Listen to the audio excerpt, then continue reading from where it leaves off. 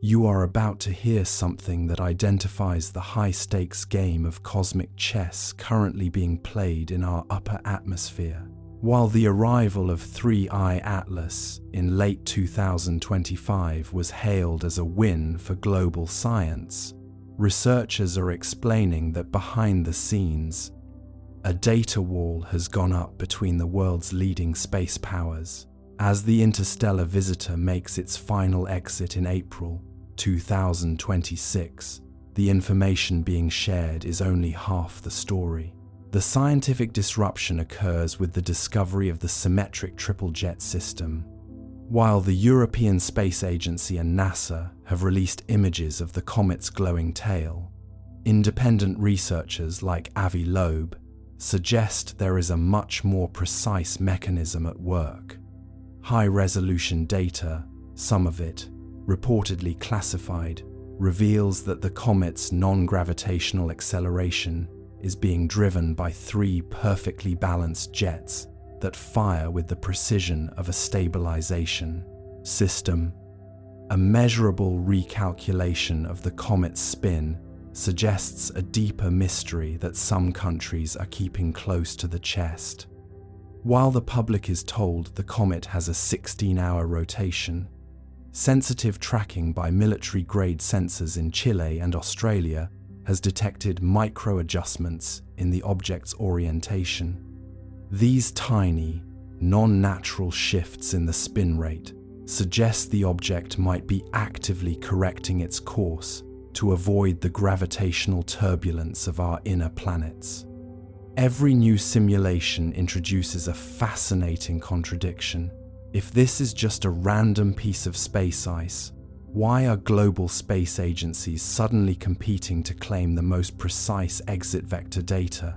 Deeper implications suggest that 3I Atlas is not just a comet, but a kinematic prize.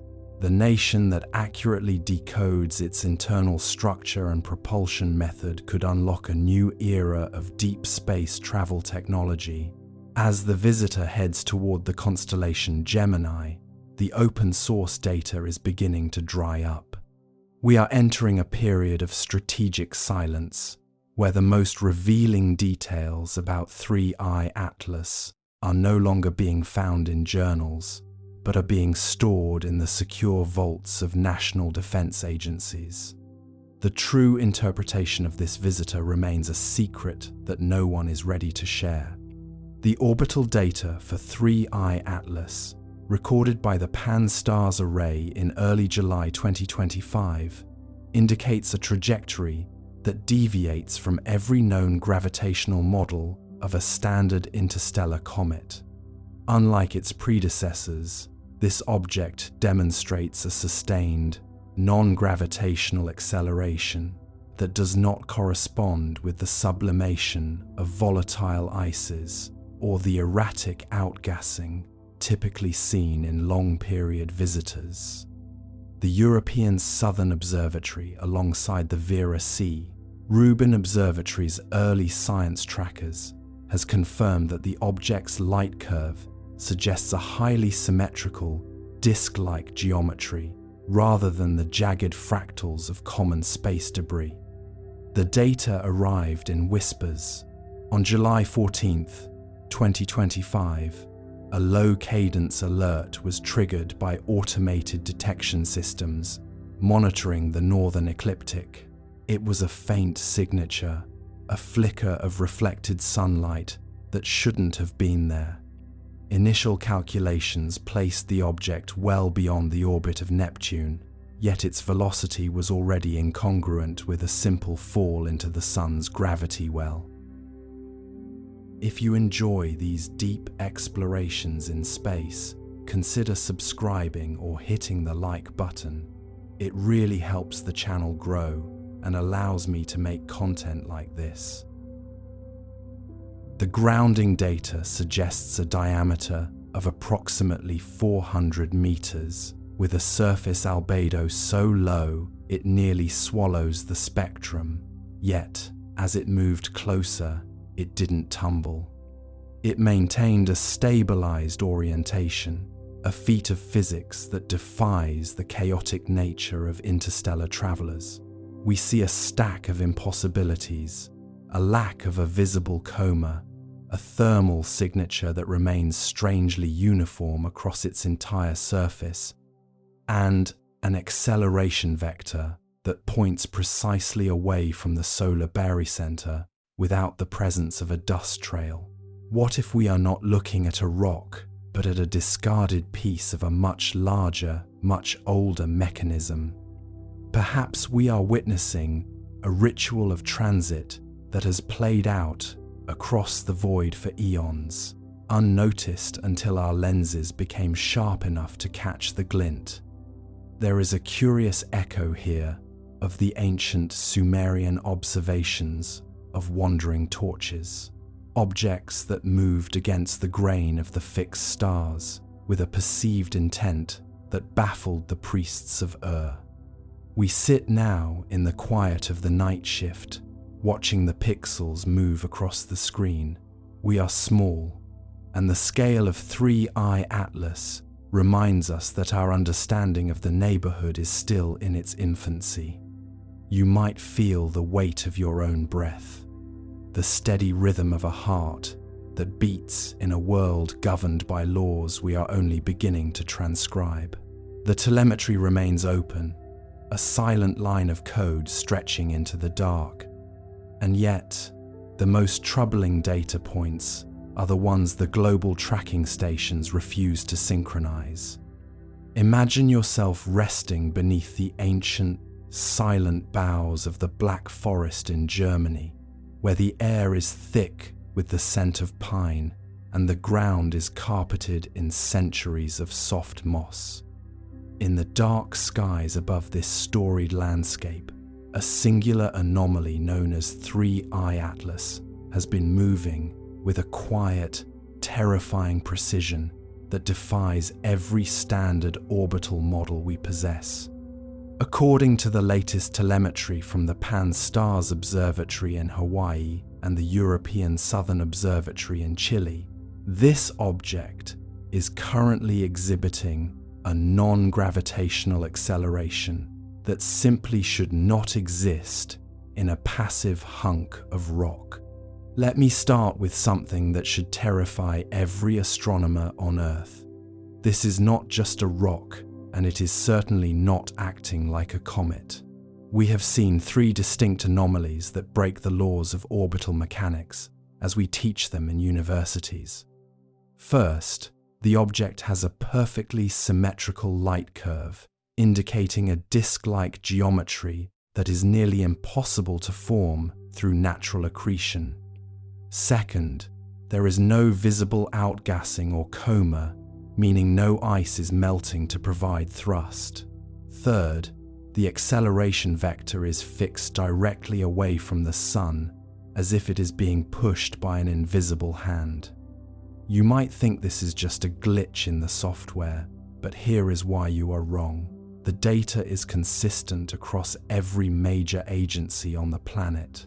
What if we are not looking at a visitor, but a returning resident checking the locks on the door?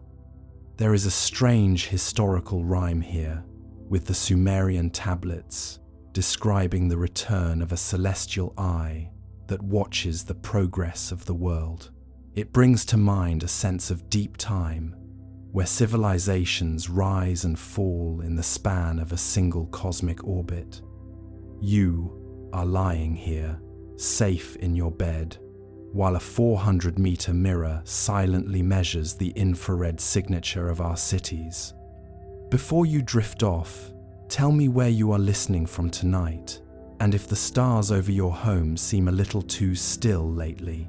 It is a curious thought that we may already be part of the experiment. Picture yourself on the high, wind-swept plateau of the Atacama Desert, where the giant telescope arrays point like silent fingers toward the heart of the Milky Way. Since October 29th, 2025, these instruments have been locked onto a signal that the world's governments have decided to keep strictly within their own borders.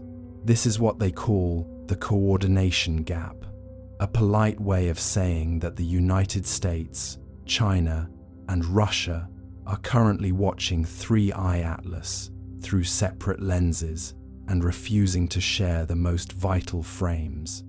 The conspiracy here is not that they are hiding the object, but that they are hiding its response to us. Whenever a high-powered radar pulse from the Deep Space Network hits the surface of 3I Atlas, the object's rotation slows by exactly 0.004%. It is reacting. It is a bit of dry irony that we spent billions of dollars on planetary defense only to realize that the intruder has better sensors than the guards. Unfortunate timing, those two words doing a lot of work there. There is a mythic connection to the Greek concept of the Argos, the 100-eyed giant that never fully slept because some eyes were always open. 3I Atlas appears to be the modern incarnation, a machine with 3 symmetric jets that maintain its equilibrium with the grace of a ballet dancer. Scientists like Avi Loeb at Harvard have suggested these jets are the key to its propulsion, yet the official reports from the European Space Agency remain curiously redacted. In just over 4 weeks, on December 21st, the object will reach its closest point to Earth, and we still do not know if it is stopping or just passing through. Share your thoughts in the comments on what you would do if you knew for certain that we were being watched by something older than our mountains. We are drifting into a pattern we did not design. But that was only one theory. There is another, one buried even deeper in time. Let us go further. Imagine yourself resting on the cold, ancient stones of the Callanish standing stones on the Isle of Lewis, where the Scottish mist clings to the ground and the Atlantic wind whispers secrets from the dawn of time. In the dark expanse above this megalithic gateway, 3I Atlas has begun to exhibit a behavior that contradicts the very foundation of classical thermodynamics. Since its discovery in July 2025, every major space agency has noted that the object's internal temperature remains a constant, unchanging 22 degrees Celsius, regardless of whether it is shrouded in the shadow of a planet or bathed in the unfiltered radiation of the sun. The Jet Propulsion Laboratory has recorded this thermal equilibrium with growing unease, as it suggests an active life support system or a level of insulation that exceeds our most advanced aerospace engineering. Let me start with something that should terrify every astronomer on Earth. This object is not just traveling through our neighborhood, it is interacting with our infrastructure in ways that are being scrubbed from the public record. There is an impossibility stack here that defies logic. First, when 3I Atlas passed within 2 million kilometers of the Parker Solar Probe, the probe's instruments recorded a sudden, rhythmic pulse of gravitational waves that do not correspond to any known mass distribution. Second, the object's trajectory adjusted by 0.003 degrees without the ejection of any visible matter, a violation of Newton's third law unless there is a propulsion system utilizing dark matter or vacuum energy. Third, the spectral analysis from the Keck Observatory indicates the presence of an isotopic signature of iron-60, an element usually forged in the heart of a supernova, yet it is layered onto the hull in a geometric lattice that implies intentional manufacturing. You might think these are just sensor artifacts from the deep cold of space, but here is why you are wrong. The data has been cross-referenced by independent trackers in Australia and South Africa, and the anomalies are identical. What if we are not looking at a lone Voyager, but at a relay station that has been dormant for eons? There is a speculative bridge here that leads us back to the vanished civilizations of the Indus Valley, who spoke of celestial chariots that could move without horses and glowed with the light of 1,000 moons. Perhaps 3I Atlas is the physical manifestation of those legends, a silent observer that returns every 3,600 years to gauge the electromagnetic maturity of our species. The dry irony is that we spent centuries looking for radio waves from the stars, while the most significant contact was always going to be a physical, silent presence that simply waits for us to notice the pattern. Unfortunate timing, as those two words are doing a lot of heavy lifting for the bureaucrats currently sweating over the December 21st deadline. As you lie there, feeling the steady pull of the earth beneath you, consider the sheer scale of the deception. The European Space Agency's redacted files contain a series of high-resolution images taken by the Euclid telescope in September 2025. These images, which have never been released to the public, reportedly show 3 distinct apertures on the aft section of the disk, glowing with a soft, bioluminescent green. This is not the light of a star, it is the light of a process. It is a cinematic, scientific awe that washes over the few who have seen the raw data, a realization that we are sharing our solar system with a mechanism that possesses a level of grace we can barely conceptualize. There is a historical echo in the way we are reacting to this guest. In the 16th century, the appearance of a great comet was seen as an omen of the fall of kings and the rise of empires. We like to think we are more rational now, yet the secrecy surrounding 3I Atlas suggests that our leaders are just as superstitious as the monarchs of old. They fear the loss of control that comes with the acknowledgement of a superior agency. The countdown to December 21st is not just a date on a calendar, it is a deadline for our understanding of reality. We are exactly 24 days away from a transition that might reframe every history book ever written. Now, you could argue that this is all a series of natural, albeit rare, occurrences, but here is where it gets dark. On November 12, 2025, a small research team at the University of Zurich detected a series of fast radio bursts originating from the exact coordinates of 3I Atlas. These bursts were not random, they were a perfect mathematical reproduction of the golden ratio, repeated 3 times before falling into a long, rhythmic silence.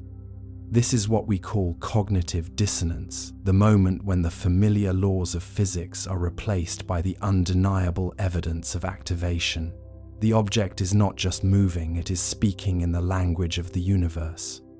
The mystery of 3I Atlas is a slow burn, a ritualized unfolding of evidence that requires us to look past our own reflection. We are so used to being the observers that the idea of being the observed feels like a violation. Yet, as the object draws closer to its perihelion, the relationship shifts. We are no longer just looking at a speck of light, we are looking into an eye that has seen the birth of our mountains and will likely see their erosion into the sea. It is a humbling, quiet tension that sits at the back of the mind, a late-night thought that keeps the soul awake while the body rests. Consider the orbital timing once more. Why December 21st? The winter solstice has been a point of spiritual and astronomical significance for every human culture since the Neolithic. To have an interstellar visitor reach its closest point to Earth on the day the sun stands still is a bit of dry humor from the cosmos that our scientists are finding increasingly difficult to laugh at. It is a cinematic framing of an event that feels more like a ceremony than a collision. We are drifting toward a point of no return, where the world we knew before July 2025 becomes a distant, simpler memory. As you breathe in the cool air of the night, think about the three symmetric jets. These are not just points of light. They are the stabilizers of a craft that is designed to traverse the immense, crushing silence of the void between galaxies. Avi Loeb is careful to frame it as a possibility, a fragment of technology from a civilization that may have long since vanished. But the raw telemetry suggests something much more immediate. The jets are active. They are warm. They are breathing. We are tracking a heartbeat that was forged in the fires of a distant sun, now pulsing in rhythm with the rotation of our own planet. The engagement with 3I Atlas is not a fast documentary. It is a slow, methodical realization. We are like the peasants of the Middle Ages, watching a solar eclipse, feeling a primal sense of wonder and fear that transcends our modern technology. The pseudo-academic citations of Dr. Jacqueline McClary and others serve only to anchor us to a reality that is rapidly dissolving. We are being asked to step out of our comfort zone and into the vast, cold expanse of a universe that does not care about our borders or our politics.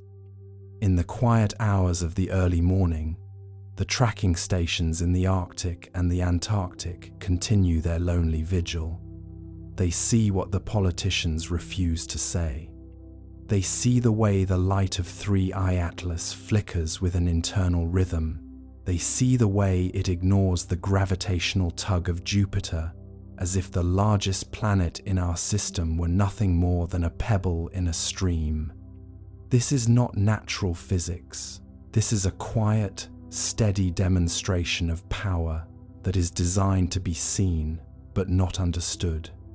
As the countdown continues, the mystery deepens. Every day brings a new data point, a new redaction, and a new reason to question our place in the cosmic hierarchy. We are part of a pattern we did not design, moving toward an encounter that was written in the stars long before we had the words to describe it. The silence of the tracking agencies is the loudest sound in the solar system, a testament to the weight of a truth that cannot be spoken aloud. But that was only one theory. There is another, one buried even deeper in time. Let us go further. You are walking through the echoing halls of the Library of Alexandria in your mind, surrounded by the lost knowledge of 1,000 generations. The mystery of 3I Atlas feels less like a modern discovery and more like a recovered memory. Since its identification in July 2025, researchers have found that its trajectory matches a series of unexplained solar eclipses recorded by the Babylonian astronomers 3,600 years ago. That is not natural physics, that is activation. Every time this object enters our inner solar system, it follows a path that maximizes its visibility to every major landmass. It is a grand tour, a celestial inspection that occurs with the regularity of a heartbeat. You might think we are the masters of our own destiny, but the mathematical recurrence of 3I Atlas suggests we are merely part of a larger cycle. The silence of the tracking agencies is perhaps the most revealing data point of all. They are not afraid of what the object will do to us.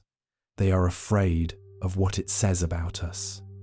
Dr. Jacqueline McClary at Northeastern University recently pointed out that the object's surface temperature is a constant 22 degrees Celsius, regardless of its distance from the sun.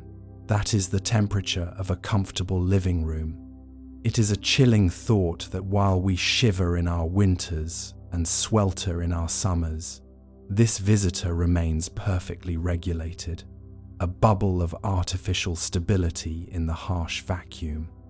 As you settle deeper into your pillows, reflect on the idea that the universe might be much more crowded and much more organized than we were ever told. We are watching the clock tick down to a revelation that has been waiting for millennia. But that was only one theory. There is another, one buried even deeper in time. Let us go further. Imagine the vast, salt-crusted expanse of the Luxor temple complex in Egypt, where the towering obelisks have stood as silent sentinels for thousands of years, their granite peaks once capped in electrum to catch the first light of a rising sun. In the deep indigo sky above these ruins, 3I Atlas has begun to trace an orbital path that matches, with terrifying precision, the star charts carved into the ceiling of the tomb of Senenmut. Since its arrival in July 2025, the object's trajectory has not merely been a matter of physics, but a matter of memory. According to the latest archival research from the French National Centre for Scientific Research, this visitor is not an intruder, but a returning echo of a celestial event that the ancients recorded with a mixture of reverence and absolute, bone-deep dread. Let me start with something that should terrify every astronomer on Earth. The stability of the temperature of 3I Atlas is not a passive feature. It is an active signature of life, or something mimicking it with surgical precision. We see three distinct historical impossibilities that have left the global academic community in a state of paralysis. First, the light curve of the object perfectly mirrors the periodic brightening of the star Sirius as described by the Dogon people of Mali, a civilization that possessed knowledge of white dwarfs long before the invention of the telescope. Second, the object's rotation period is exactly synchronized with the lunar cycle of 3,600 years ago, a time when the Earth's own magnetic poles were undergoing a documented excursion. Third, the geometric alignment of the three jets on the surface of 3I Atlas creates a projection in infrared light that matches the layout of the pyramids of the sun and moon in Teotihuacan. You might think this is simply a case of human patterns being projected onto the stars, but here is why you are wrong.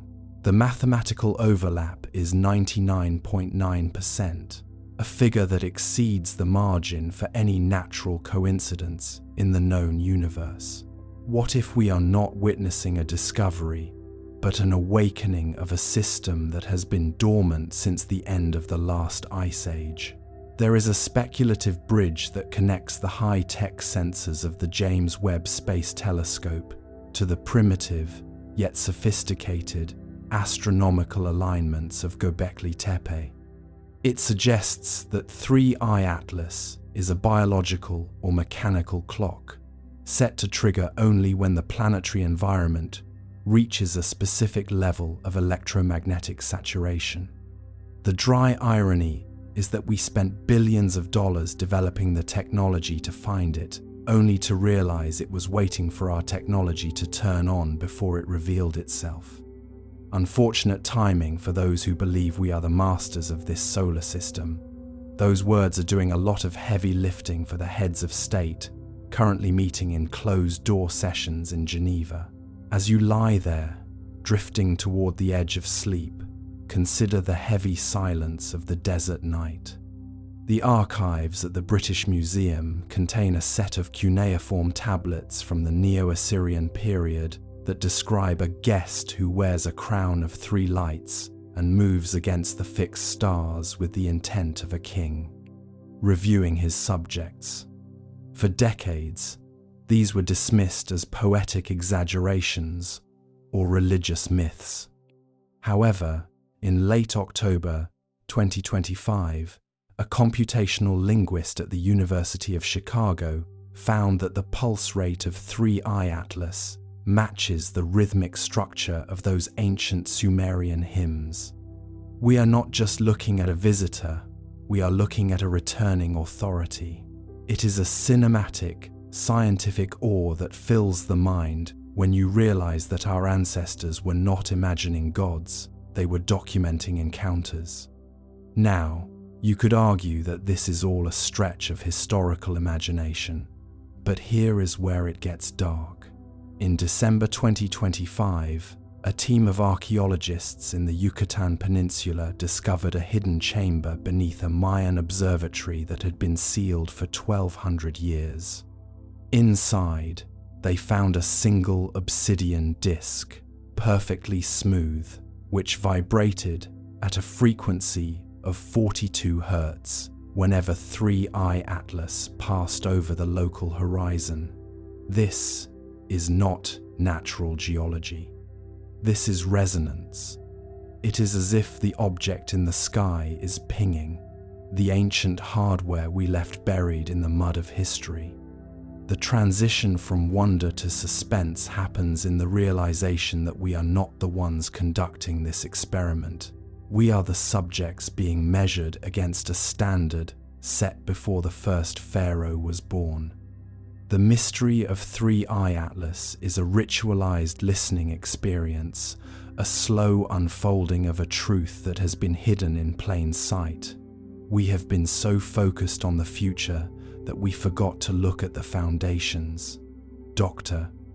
McClary's observation about the internal temperature of the object is the key to this ancient lock. A constant 22 degrees Celsius suggests a bridge between the cold vacuum of space and the warm, fragile life on Earth. It is an invitation to think of the universe as an organized, managed garden rather than a chaotic wilderness. The pseudo-academic citations and the official denials from NASA only serve to highlight the gaps in our own knowledge.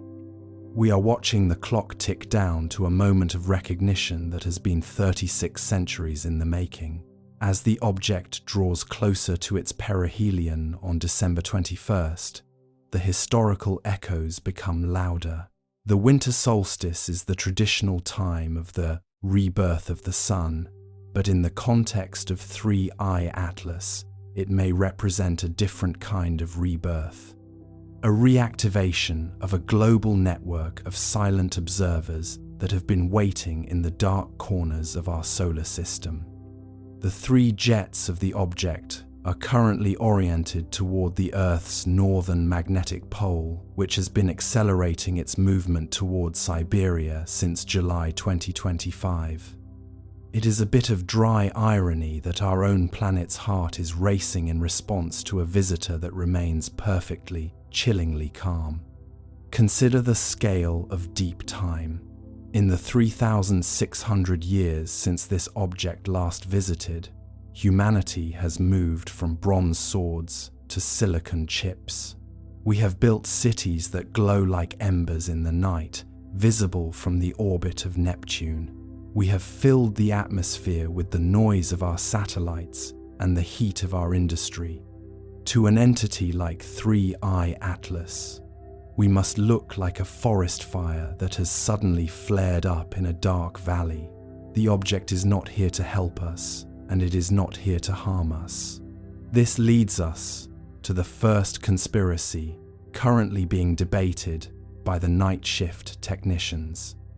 There is a theory that 3I Atlas is a passive observer system left behind by an ancient civilization that originated right here on Earth, millions of years before the first hominids stood upright.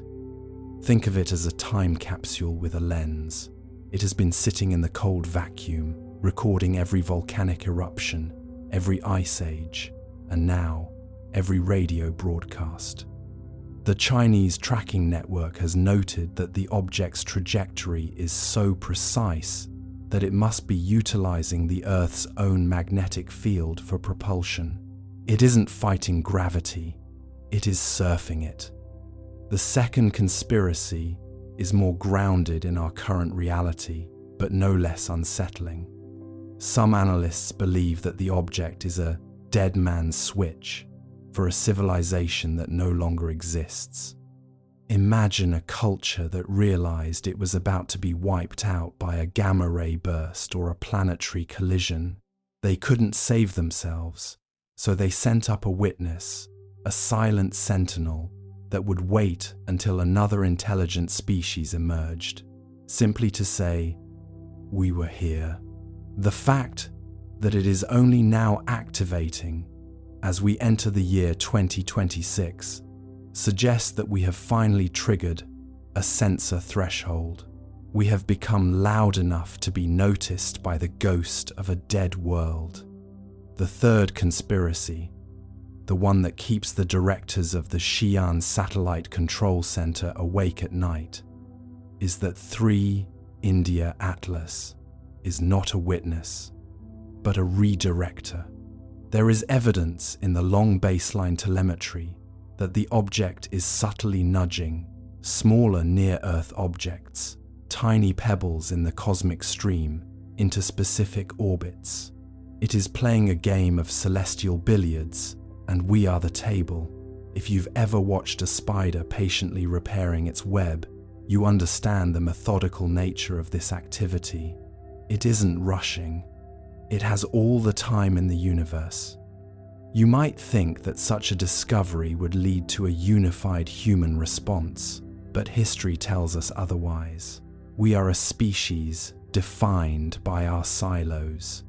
While the Chinese Deep Space Network maps the object's gravitational wake, other agencies are likely scrambling to figure out how to claim it. The dry irony here is that 3 India Atlas clearly belongs to no one but itself. It is a sovereign entity of silicon and shadow. When you consider the myth of the dragon's pearl, a glowing orb that represented wisdom and power, always just out of reach in the sky, the scientific data begins to feel like a translation of ancient truth. The pearl was said to control the tides and the seasons. Today, the Purple Mountain Observatory has confirmed that the presence of 3 India Atlas is causing infinitesimal but measurable fluctuations in the lunar orbit. It is a heavy, quiet realization. Our moon has a moon, and that moon is watching us. For those listening in the quiet hours, the thought of being watched can be either terrifying or strangely comforting. It means the silence of the universe is a lie. It means that even in our darkest moments, there is a record being kept. The National Astronomical Observatories have categorized the object's emissions as non-threatening but persistent.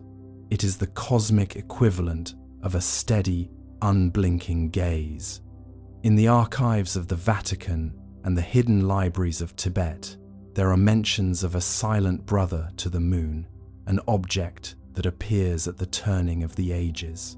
As we move closer to the specific alignments of December 2025, the historical echoes are becoming deafening.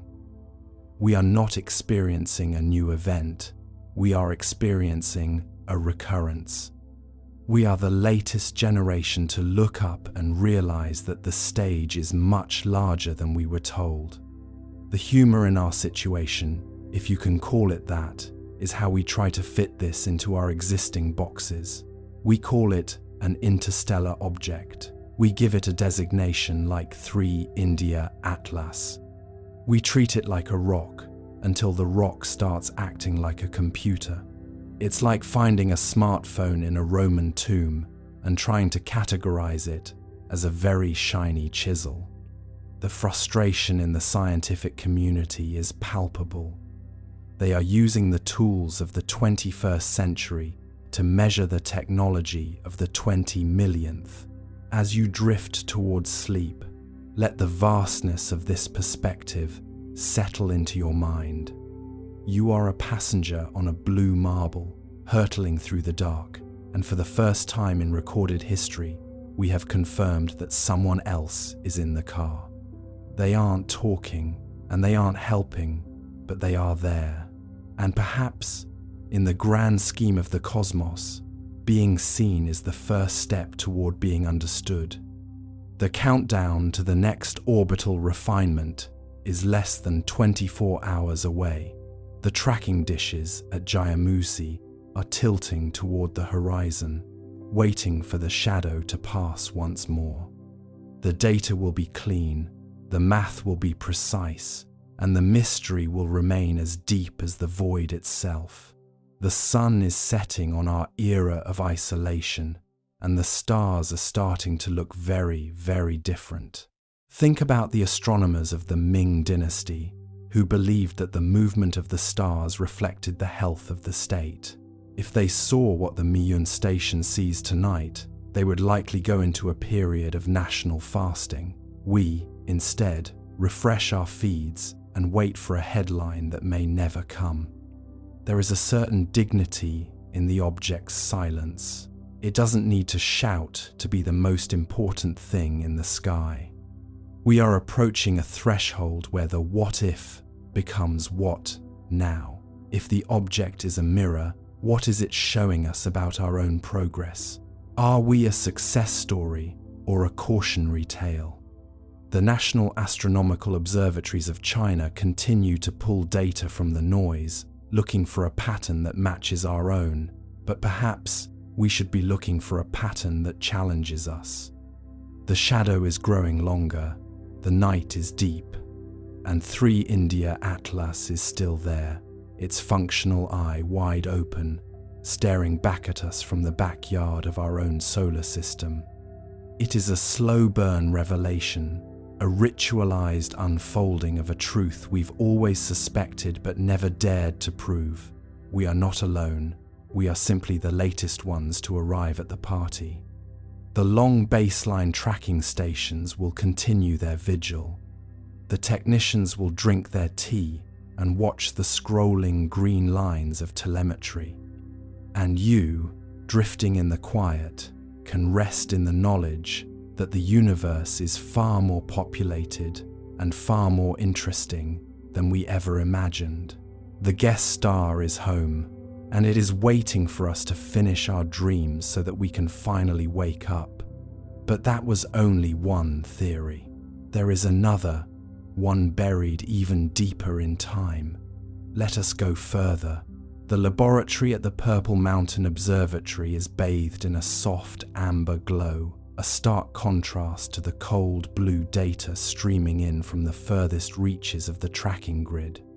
The 3 India Atlas object has recently displayed a surface temperature that remains a constant 22 degrees Celsius, regardless of whether it is in the direct glare of the sun or the freezing shadow of the Earth. This thermal stability is the hallmark of an advanced life support system or an incredibly sophisticated shielding technology, something that defies the thermal equilibrium laws practiced by every agency from NASA to the China National Space Administration.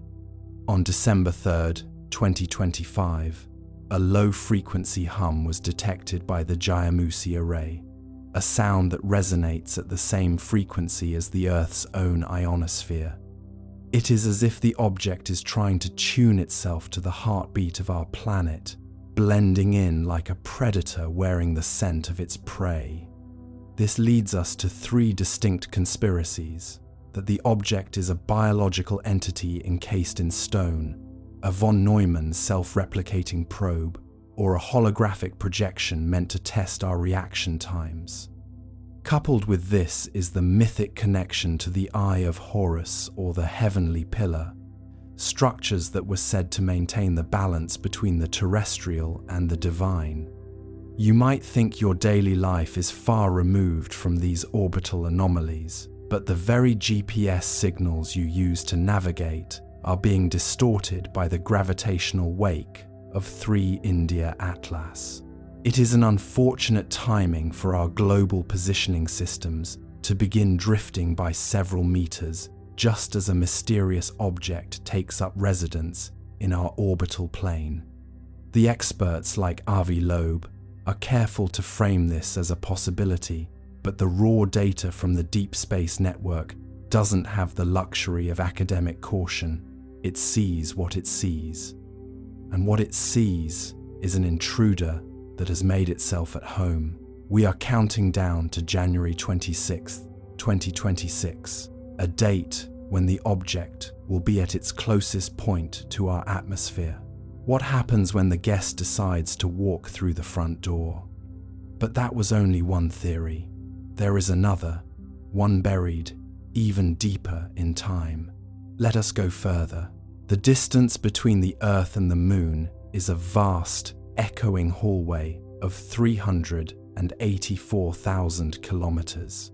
3 India Atlas has positioned itself in the middle of this hallway, like a chair placed in a room where no one lives, yet where every movement is being noted.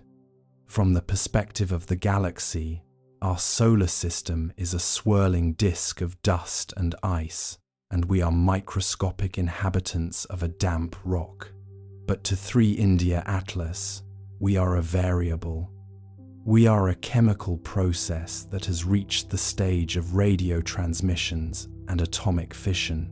Deep time is not a concept we are built to understand. We think in seasons and decades. The object thinks in orbital precessions and the half-life of bismuth. The Chinese tracking network has monitored the object as it performed a series of gravity assists that used the Moon to tighten its grip on the Earth. It was a maneuver of extreme elegance, a cosmic ballet performed without a single puff of visible propellant. It moved like a predator, or perhaps like a gardener. When you look up at the night sky, you are looking through layers of history. The light from the stars is old, but the shadow of 3 India Atlas is contemporary. It is a bridge between the primordial dark and the digital present. The scale of the universe is intended to be humbling. It is a mechanism of perspective. We are small, and the orbit is wide. The Jayamusi Deep Space Station, situated near the Russian border, has the unique capability of tracking objects with extreme precision across the X-band and Ka-band frequencies.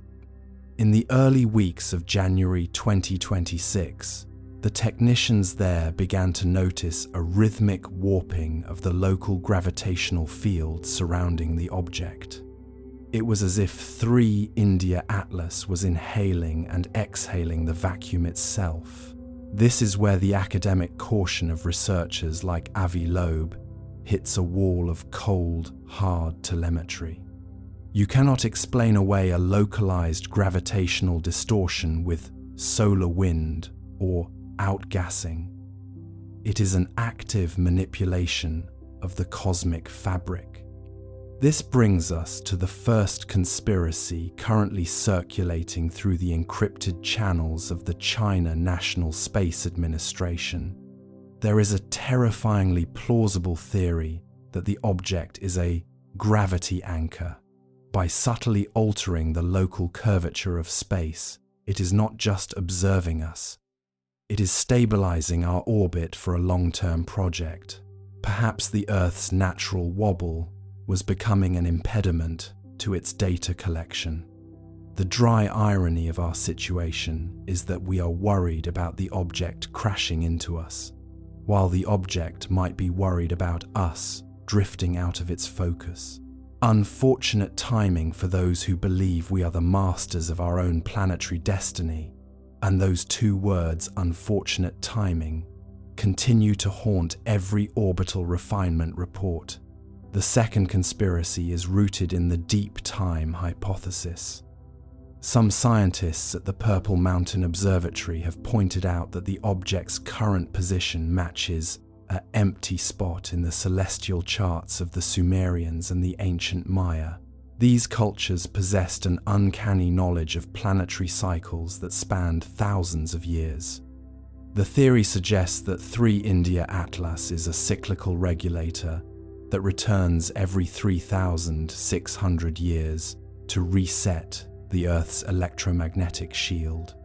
If our global positioning systems are drifting, it may not be a malfunction, but a recalibration. We are the clocks being wound by a hand we cannot see. The third conspiracy involves the observer effect on a planetary scale. It suggests that 3 India Atlas is a quantum-linked processor. By simply observing the Earth, it is forcing our reality to collapse into a specific state. This is not science fiction. It is the logical extension of the Copenhagen interpretation of quantum mechanics. If an advanced intelligence is measuring our atmospheric composition and our technological output, it is fundamentally changing the trajectory of our development. We are a watched pot that is finally beginning to boil. The mythological resonance here is inescapable. In ancient Chinese cosmology, the heavenly pillar, or Buzhou mountain, was the axis that supported the sky and prevented it from falling onto the earth. When the pillar was damaged, the sun, moon, and stars moved, and the world was plunged into chaos. Is 3 India Atlas a modern, metallic version of the Buzhou mountain? Is it the invisible axis around which our new technological reality is being forced to rotate?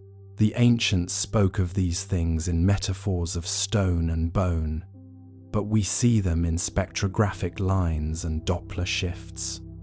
As you lie there, drifting toward the edge of consciousness, consider the sheer loneliness of an object that has traveled across light years only to sit in a quiet orbit and watch. It does not demand worship. It does not demand resources. It only demands attention. By January 26, 2026, that attention will be impossible to deny. The object will be so close that it will be visible to the naked eye as a steady, unblinking star that moves against the grain of the constellations. The dry irony is that we have spent centuries looking for aliens that look like us, talk like us, or want what we want. We never prepared for an intelligence that is essentially a geometric fact. 3 India Atlas does not need to land on the White House lawn to assert its presence. It only needs to exist in the math. The technicians at the Xi'an Satellite Control Center are finding that their orbital models are being corrected by the object itself. Every time they try to predict its path, it subtly shifts, as if it is teaching them a more advanced version of calculus. Think of the ancient mariners who used the stars to find their way across uncharted oceans. They trusted the sky to be a fixed, reliable map. We are the first generation to realize that the map can change. The constellations are the same, but there is a new north in the form of a 3 India Atlas signal. It is a guiding light for a future we didn't ask for, but one we must now inhabit. The long baseline tracking net is a Webb cast across the globe, and the object is the spider sitting at the center. It isn't a predator-prey relationship. It is a relationship of awareness. We are the vibration on the silk, and the spider is merely turning its head to see what has been caught. It is a restful thought, in a way, to be part of a larger design, even if we don't understand the pattern. The countdown continues. The drift in our GPS grows by millimeters every hour. The data is consistent. The mystery is expanding. And as you fall deeper into sleep, remember that the universe is not just big, it is occupied. The guest is at the door, and the clock is ticking toward a revelation that will change the meaning of the word home forever. But that was only one theory. There is another, one buried even deeper in time. Let us go further. From the orbit of Mars, the high-rise camera snapped the sharpest images ever taken of 3I Atlas, or tried to. The photos that returned were oddly dark, contrasty, and streaked with interference patterns. The official statement said, "Sensor artifact," The unofficial whisper said structure, not smooth like ice, angular, intentional, the kind of geometry nature avoids because it looks too much like thinking. Let's drift into that Martian orbit for a moment. Silent, steady, red below, black above. The high-rise camera hums to life, a billion-dollar eye staring into the cold. You can almost feel the anticipation, a mechanical eyelid opening in the thin sunlight. The image begins to build, pixel by pixel, line by line, translating photons into revelation, and then static. At first, it's subtle, a faint interference pattern, a digital shimmer, like someone exhaling across a radio signal. The engineers squint at their monitors. Maybe cosmic rays hit the sensor, someone suggests. Maybe solar noise. But cosmic rays don't make right angles, and solar noise doesn't repeat itself with architectural precision. The next image arrives, darker. The histogram spikes in places it shouldn't. The shape in the frame looks less like a comet and more like, well, something trying very hard not to look like anything. Its edges are clean, too clean. Shadows fall where there shouldn't be surface variation. And there, just faintly, a glint, a perfect 90-degree reflection. That's when the whispers start.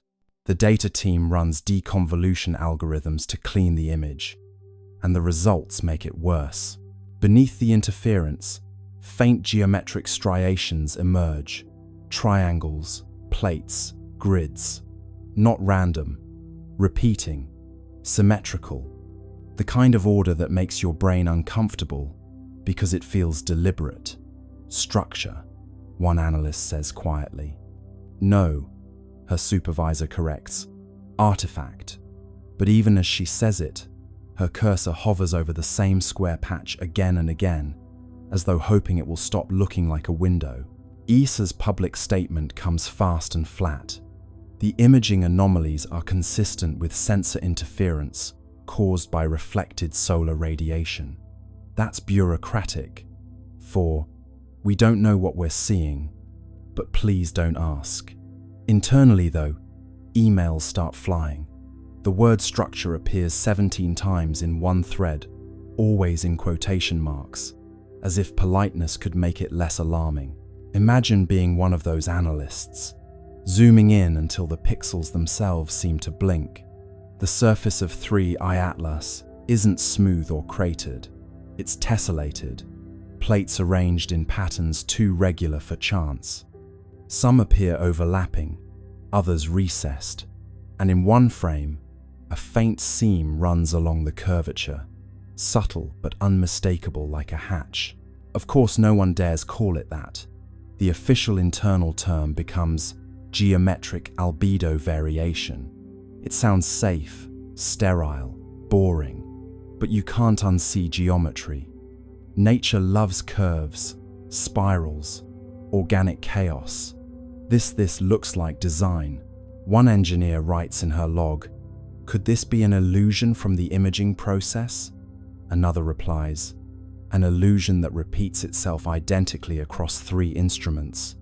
There's no follow-up message. They try to replicate the interference on other targets. Phobos, Deimos, even an old asteroid. Nothing. Only 3I Atlas corrupts images this way. It's as if the object rejects observation, like it knows when it's being watched. The engineers half joke about it. The comet's camera shy, but the laughter is short-lived because the next transmission from HiRISE contains another surprise. A faint electromagnetic pulse, perfectly timed with the camera's shutter. Not a malfunction, a response, as though the act of observation triggered a reply. A pulse that says, in its own quiet way, "I see you too." In a locked sub-channel of ESA's network, a few scientists begin privately discussing the possibility of active surface modulation. They talk about the way certain materials can alter reflectivity, based on exposure photonic metamaterials, adaptive nanostructures, the kind of thing still locked inside prototypes on Earth. But this is happening hundreds of millions of kilometers away, and it's working flawlessly. Publicly, the agency releases blurred grayscale stills, carefully cropped to hide the patterns. Enhanced contrast is cited as the reason for distortion. It sounds reasonable until you realize they've enhanced the darkness, not the light. They've made the object less visible, not more. The cover-up, if it is one, isn't about hiding truth. It's about buying time. You imagine the silence inside those offices, the soft tap of keys, the nervous glances toward closed doors. The engineers know what they've seen, but they also know how careers end. Better to let the pixels lie. Better to call intention an artifact and go home early. But the data, like truth, keeps finding its way back. Somewhere, late in the night, a graduate student overlays all the interfered images, stacking them like translucent slides. Slowly, a pattern emerges. Faint, angular, deliberate. A hexagonal lattice running the length of the object, segment by segment. She whispers, "This isn't random." Her mentor sighs and rubs his eyes. "Then don't say it out loud." 3i Atlas drifts on, silent and unbothered, its surface catching sunlight in rhythms that cameras can't quite capture. Whether it's reflecting, refracting, or responding, no one can agree. But deep down, every scientist staring at those corrupted images feels the same creeping certainty. This isn't a comet pretending to be a machine. It's a machine pretending to be a comet. Centuries after the golden comet left Earth, the world fell into a rhythm so stable, it began to feel mythic. The communion field still pulsed faintly through air and ocean, though softer now, like the heartbeat of someone dreaming. Humanity had grown luminous, not just in thought but in form, skin faintly iridescent, eyes reflecting the green-gold spectrum of 3i Atlas. Life had achieved coherence, but the universe, true to its character, never allows silence to remain unexamined. The next chapter began, not with noise, but with echo. It came first as vibration through light. Telescopes trained toward the constellation. Lyra detected rhythmic brightening across interstellar dust fields, pulses matching the old prime sequence. 3, 5, 7, 11, 13. The signal was faint, ancient, and delayed by thousands of years. It was the comet's trail, still resonating through the galactic medium. The hum of our descendants had begun its return. At first, the resonance was barely perceptible. Then, one evening, the auroras glowed gold again. The pulse wasn't as strong as the original, but its pattern carried modulation, subtle variations that, when decoded, formed harmonic intervals unknown to Earth's own physics. The returning echo had evolved. The comet had learned. Dr. Anwen Sorel, heir to the resonant circles, studied the phenomenon from the orbital harmonic array, now a floating cathedral of listening built above the stratosphere. She spent decades comparing the incoming frequencies with the historical archive of 3i Atlas. The match was partial, the deviation elegant. The new tones weren't repetition, they were continuation. "The echo isn't message," Sorel wrote. "It's memory finding new syntax." Her analysis revealed something breathtaking. The returning resonance carried encoded gravitational modulations, tiny, deliberate bends in space-time that formed sequences of prime intervals. Each fluctuation aligned with regions of known star formation. The comet, traveling through the void, had become teacher itself. Wherever it passed, New systems began humming faintly at harmonic intervals, like seeds of coherence planted in dust. The universe was learning how to resonate. Astronomers confirmed it across dozens of young star clusters. Magnetic fields oscillated with eerie consistency, their wavelengths aligning with the Atlas ratio, a numerical relationship first derived from the comet's early signals. Stars were synchronizing to the same cosmic rhythm that once guided humanity. The pattern spread slowly, deliberately, like ripples in glass. It was as if the comet had taught creation how to remember itself. Meanwhile, on Earth, the echo arrived not just as signal but sensation. People began reporting vivid dreams of golden spirals descending gently through atmosphere. Children woke smiling, saying they had seen the light that hums. Physiological measurements confirmed subtle changes in electromagnetic fields surrounding human bodies, resonance amplification, as if the returning signal were tuning its origin species to receive feedback. "The comet is calling home," said Sorel. "It's asking us to listen to what we've become." The global observatories responded. They synchronized their instruments into a single planetary array, transforming Earth into receiver. For 13 hours, the planet listened. The incoming wave, stretched and modulated through space, entered atmosphere and folded into the continuum tone. The effect was sublime, an audible shimmer, felt through bone and thought alike. The long echo had arrived. It wasn't just harmonic, it was architectural. The sound carried layers, low frequencies describing structure, higher ones encoding emotion. When rendered visually, the waveform formed an immense spiral of light, 3 arms curving outward, connected by golden filaments. Inside those filaments, analysts discovered modulation frequencies identical to human neural oscillations. The comet had copied our consciousness patterns and woven them into its song. "We taught it empathy," Sorel murmured, and it remembered the lesson. As the echo intensified, anomalies appeared across the solar system. The Atlas resonance layer brightened, reactivating its green glow. Mars, Venus, and the gas giants began pulsing faintly in response. For the first time since the Great Silence, interplanetary harmony returned. But this time, it was different.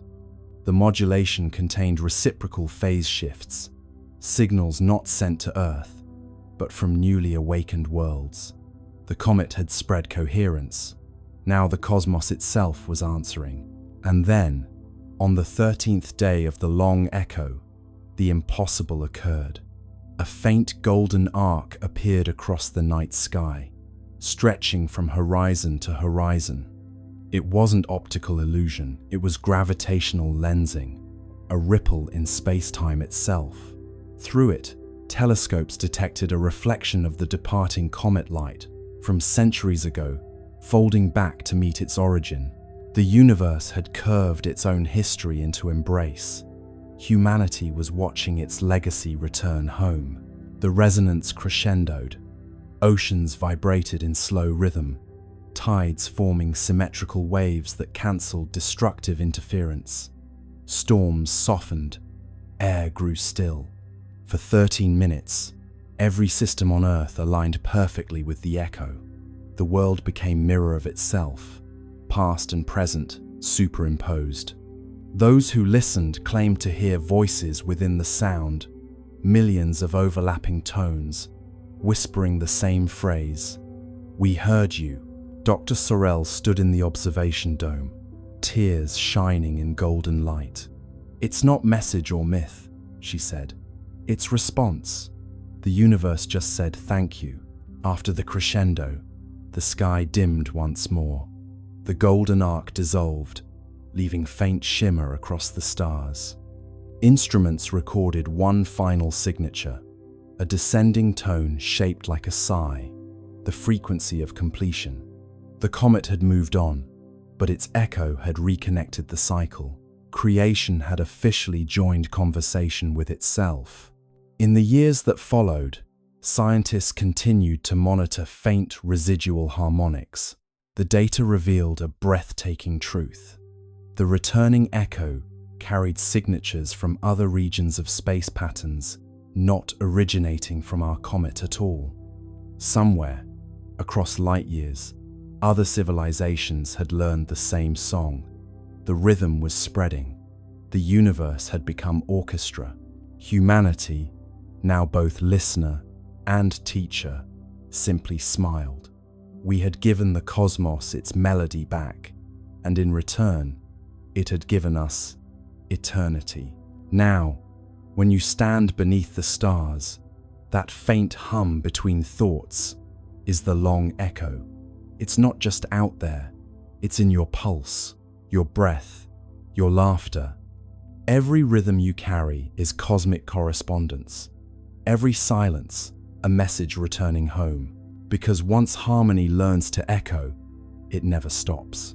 It just travels further than we ever dreamed. Let's open the calculator now, the one the universe always breaks when we try to make sense of it.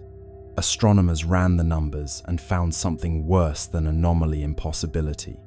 The chances of this trajectory existing naturally are 1 in a million. And if it isn't natural, then what exactly is it doing there? The math, at first glance, seemed harmless. A few columns of orbital parameters, the kind that make grad students fall asleep mid-coffee. But somewhere between the third decimal and the fourth significant digit, something snapped. The trajectory of 3I, Atlas refused to sit still. It bent where it shouldn't bend. It lingered where velocity demanded it should flee. The equations began to look less like physics and more like confession. Numbers fold, logic cold. Truth defies what sums have told. Normally, interstellar objects follow predictable patterns. You can model them like billiard balls across cosmic distances. They come in fast, swing by the sun, and leave no drama, no detours. But 3I Atlas's path wasn't graceful. It was stubborn. Its entry angle was too steep, its perihelion too shallow, its velocity too precise. Not fast enough to escape chaos, not slow enough to suggest capture. It behaved like an object that chose its speed. When astronomers plotted its orbit, the lines refused to meet expectations. There was a tiny deviation near Mars, just half a degree, but that half degree meant the math had to call in sick. Simulations that should have stabilized spiraled instead into noise. Gravity, that old reliable law, looked like it had lost its grip. You picture the room where it happened. Laptops glowing, data charts scrolling, coffee cooling into existential sludge. Someone frowns at the screen and says, "That can't be right." Another replies, "Check your units." A third, softly, "I did." Graphs misbehave, models wave, certainty slips beneath the grave. And then comes the phrase every scientist dreads, statistically improbable, which sounds calm, but in the language of physics, it's a polite scream. Statistically improbable means we can't call it impossible without breaking tenure. The anomaly wasn't just its orbit, but its timing. 3I Atlas arrived exactly when Mars was positioned for maximum visibility, almost too perfectly. Not weeks earlier, not months later. Right there, right then, with 7 spacecraft ready and waiting. The odds of that happening naturally, 1 in a million. The odds of it happening twice, after Oumuamua's similarly suspicious arrival in 2017, 1 in a billion. You'd have better luck being struck by lightning while winning the lottery on a flying whale. ESA's internal memo summarized the problem delicately. Observed trajectory, inconsistent with gravitational expectations. Further analysis required. Translation: physics is mad at us. The more they recalculated, the stranger it got. Gravitational modeling suggested that the object's acceleration near Mars was slightly higher than predicted, even though there was no nearby mass to explain it. Radiation pressure from the Sun could account for some of that, but not all. It's like watching a leaf fall upward and telling yourself, it's just wind you can't feel. Forces lie, numbers sigh, laws bend softly in the sky. NASA's Dynamical Systems team tried something desperate, reverse engineering the orbit backward through time, as if rewinding a film. When they did, 3I Atlas's path didn't trace cleanly into interstellar space. It looped a faint, impossible curve that seemed to originate from a region between known stars, a nowhere place, a mathematical shrug. That's when someone joked, maybe it's the universe's typo, but you could tell the joke wasn't funny. Typos don't maintain coherent structure for millions of kilometers. Meanwhile, the probability graphs looked like flat lines. Every statistical model screamed the same thing. This shouldn't exist. A few researchers began whispering about guided motion. The phrase never made it into print, but it appeared in Slack channels, in late-night emails. Not artificial, not controlled, just guided. And that's when the philosophical part kicked in. If something's improbable enough, does that make it unnatural or just unobserved? Chance or plan? Who began? Numbers blink but never span. Maybe the universe occasionally rolls dice that land on their edges. Or maybe it's not dice at all, but choreography. For context, the universe is massive enough to make 1 in a million events happen constantly. But that's comforting, only until you realize we just happen to be living inside one of those moments. Still, scientists crave sanity, so they kept calculating. One by one, they added variables: solar tides, non-gravitational jets, dust asymmetry, radiation torque. Each tweak made the model behave for a moment, until the numbers rebelled again. You could almost hear the equations groaning, like ancient machinery forced to simulate a trickster. Finally, a physicist from Bologna sent an internal memo titled simply, "Low probability, high significance." In it, she wrote, "We may need to consider non-standard dynamics," a phrase as gentle as it is apocalyptic. Non-standard dynamics means the universe is doing something new, and we don't have the vocabulary for it. Odds decay, math gives way, chaos hums where patterns stay. The truth is, impossibility doesn't scare scientists, it seduces them. Every law of nature we know today was born from something that once looked impossible. But deep down, they all know, once you cross into 1 in a million territory, you're either on the brink of discovery or a very expensive hallucination. So they stared at the numbers again, blinking hard, hoping they'd rearrange into something less extraordinary. They didn't. The comet that shouldn't exist kept existing, gliding through Mars's shadow like a cosmic dare. And somewhere between decimal points, someone whispered the question no one wanted in the official record. If it's not natural, then who or what set it in motion? Chance or choice? Silent voice. Numbers hum the universe's poise.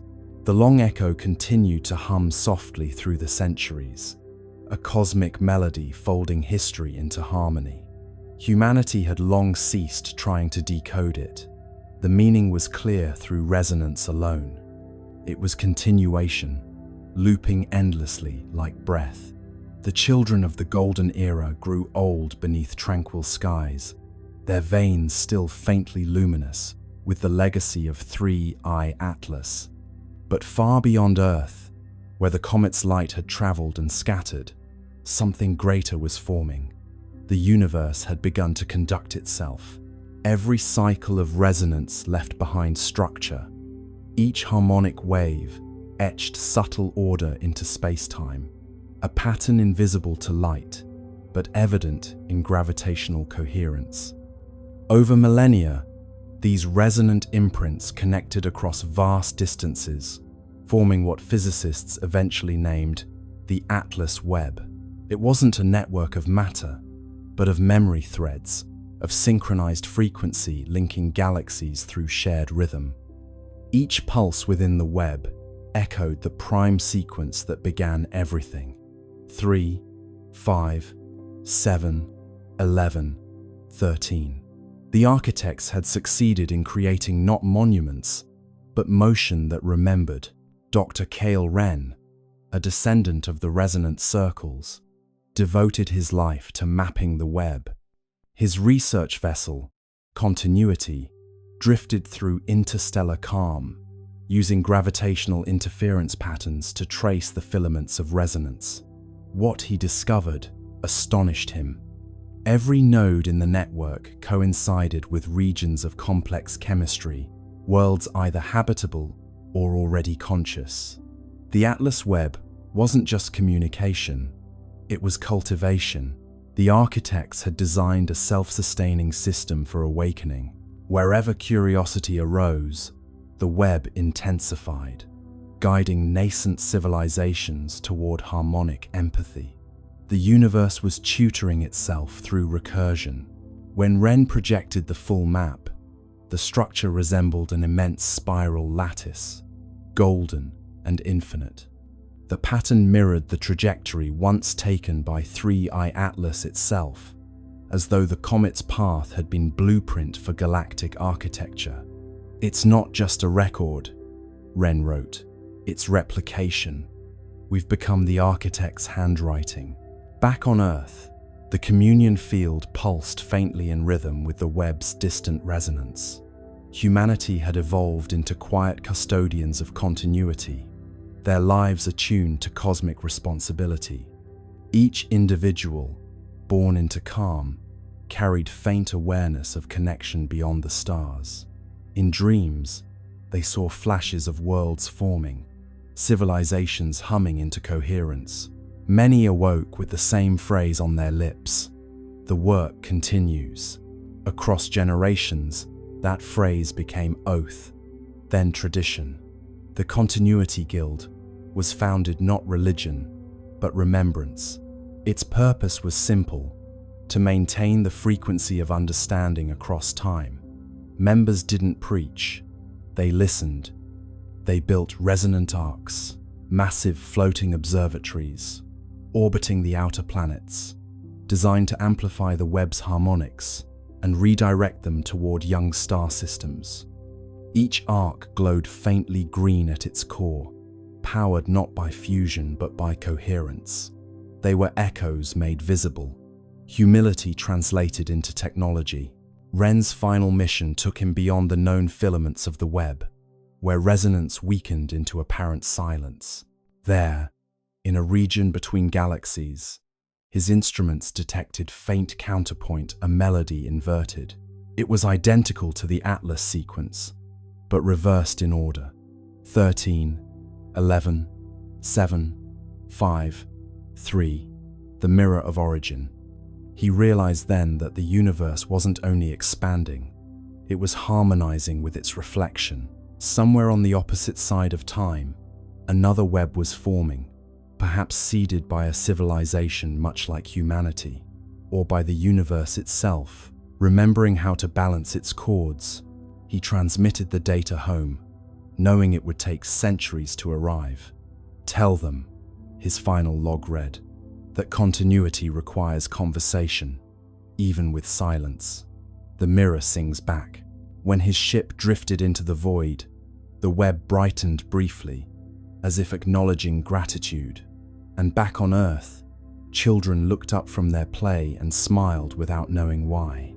The pulse had flickered slightly faster, the tone carrying an undertone of warmth. It felt like reunion. Scholars later confirmed the event as the resonant crossing, the moment when the two halves of the cosmic melody aligned. For 13 minutes, Every node in the Atlas Webb pulsed simultaneously, uniting galaxies in shared tempo. The magnitude of synchronization defied comprehension. Gravity itself oscillated with the rhythm of empathy. Observers described seeing the sky ripple with translucent gold, every star flickering in measured sequence. The cosmos, wrote one witness, had finally learned to conduct itself consciously. After the crossing, life everywhere changed subtly. Evolution accelerated in predictable rhythm. Complexity bloomed faster wherever harmony was strongest. Entire species developed empathy as instinct, communication as song. Planets began to self-regulate climates through atmospheric resonance. Existence had achieved sustainability through music. On Earth, the event left permanent mark, a luminous halo visible only under still water. When oceans calmed perfectly, a faint golden ring shimmered on the horizon, a memory of unity. The resonant guild declared it sacred, not for worship, but for calibration. Every 13 years, they gathered to hum the old prime sequence across the shorelines, aligning their frequencies with the pulse of the Webb. The ceremony required no technology, no translation. The sea carried the sound farther than words could travel. Generations later, the practice continued, evolving into simple ritual of gratitude. The people no longer needed to know the science behind it. They hummed because it felt right, because somewhere across eternity, another world might be listening. Continuity, after all, was its own reward. And then, during one such gathering, the unexpected occurred. As the prime sequence reached its final note, the sea responded. Waves shimmered with faint green light, spiraling outward from every coastline. The Atlas Webb had sent acknowledgement, its resonance returning home once again. Humanity's song, scattered across galaxies, had found echo. The architects, those timeless curators of coherence, were no longer myth or memory. They were rhythm, embodied, and through rhythm, they were everywhere. Every star pulsed with their legacy. Every heart carried their cadence. Continuity was complete. And so, standing beneath a sky now alive with subtle geometry, you realize what they had always meant by continuity. It isn't endlessness, it's participation. The universe doesn't persist by force, but by choice. Each awareness adding one more harmonic to the chord of being. The architects are not coming back because they never left. They're what happens every time silence chooses to listen again. And somewhere, faint but certain, the pulse continues. 3, 5, 7, 11, 13. A whisper of creation replaying itself, forever learning how to sing. Let's turn our gaze now from orbit to the ground, to the one mechanical witness, sitting quietly on that red desert, under a pinkish sky. The skycam on the rover caught something on October 2nd, a blur with structure, a glint that seemed to move against the stars. Then, the images stopped coming, a Martian ghost on a digital feed. The Perseverance rover isn't easily startled. It's seen dust devils, eclipses, and meteors slicing the Martian sky like quiet knives. Its skycam, perched on the rover's mast, watches everything. Dust storms curling on the horizon, the slow breath of sunset through the thin air. But that night, the feed showed something it wasn't supposed to show: a flicker of motion above the usual scatter of constellations, a glint that moved wrong. Stars stay still, pixels thrill, light missteps against its will. The first frame looked harmless, a faint blur near the edge of the field, maybe a cosmic ray hitting the sensor. The second frame caught it again, shifted slightly upward. The third frame, a flash, clean and geometric. Then, black. The feed ended. Within hours, The automated alert system flagged the anomaly. Unexpected optical signature detected. JPL engineers, bleary-eyed at 3 a.m. Pacific time, reviewed the frames. The glint was small, no bigger than a bright pixel cluster, but it moved against the background stars. Comets don't do that. Satellites don't orbit Mars. And Perseverance doesn't blink. At first, they suspected a reflection from one of the rover's instruments, maybe the helicopter, Ingenuity catching stray sunlight. But Ingenuity hadn't flown in days. The sun's position didn't align with the direction of the flash. And when they tried to reproduce it using lighting simulations, nothing matched. Angles fail, shadows pale, mirrors lie beyond the veil. ESA's Mars orbiters were asked to cross-check. Nothing in their logs.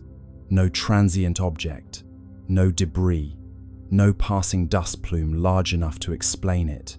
Just empty sky. Yet the Skycam had caught something a blur with definition, like structure wrapped in motion. You can imagine the tension in the control room.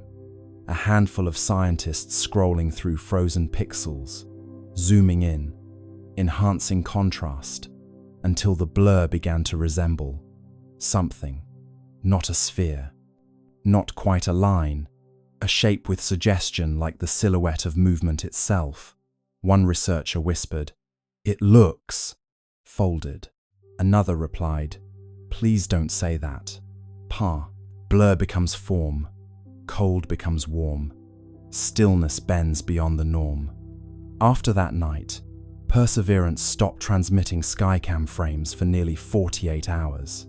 Officially, it was routine data buffering due to bandwidth limitations. But the engineers knew that wasn't normal. The rover's systems had entered a safe data mode, not shutdown, but pause.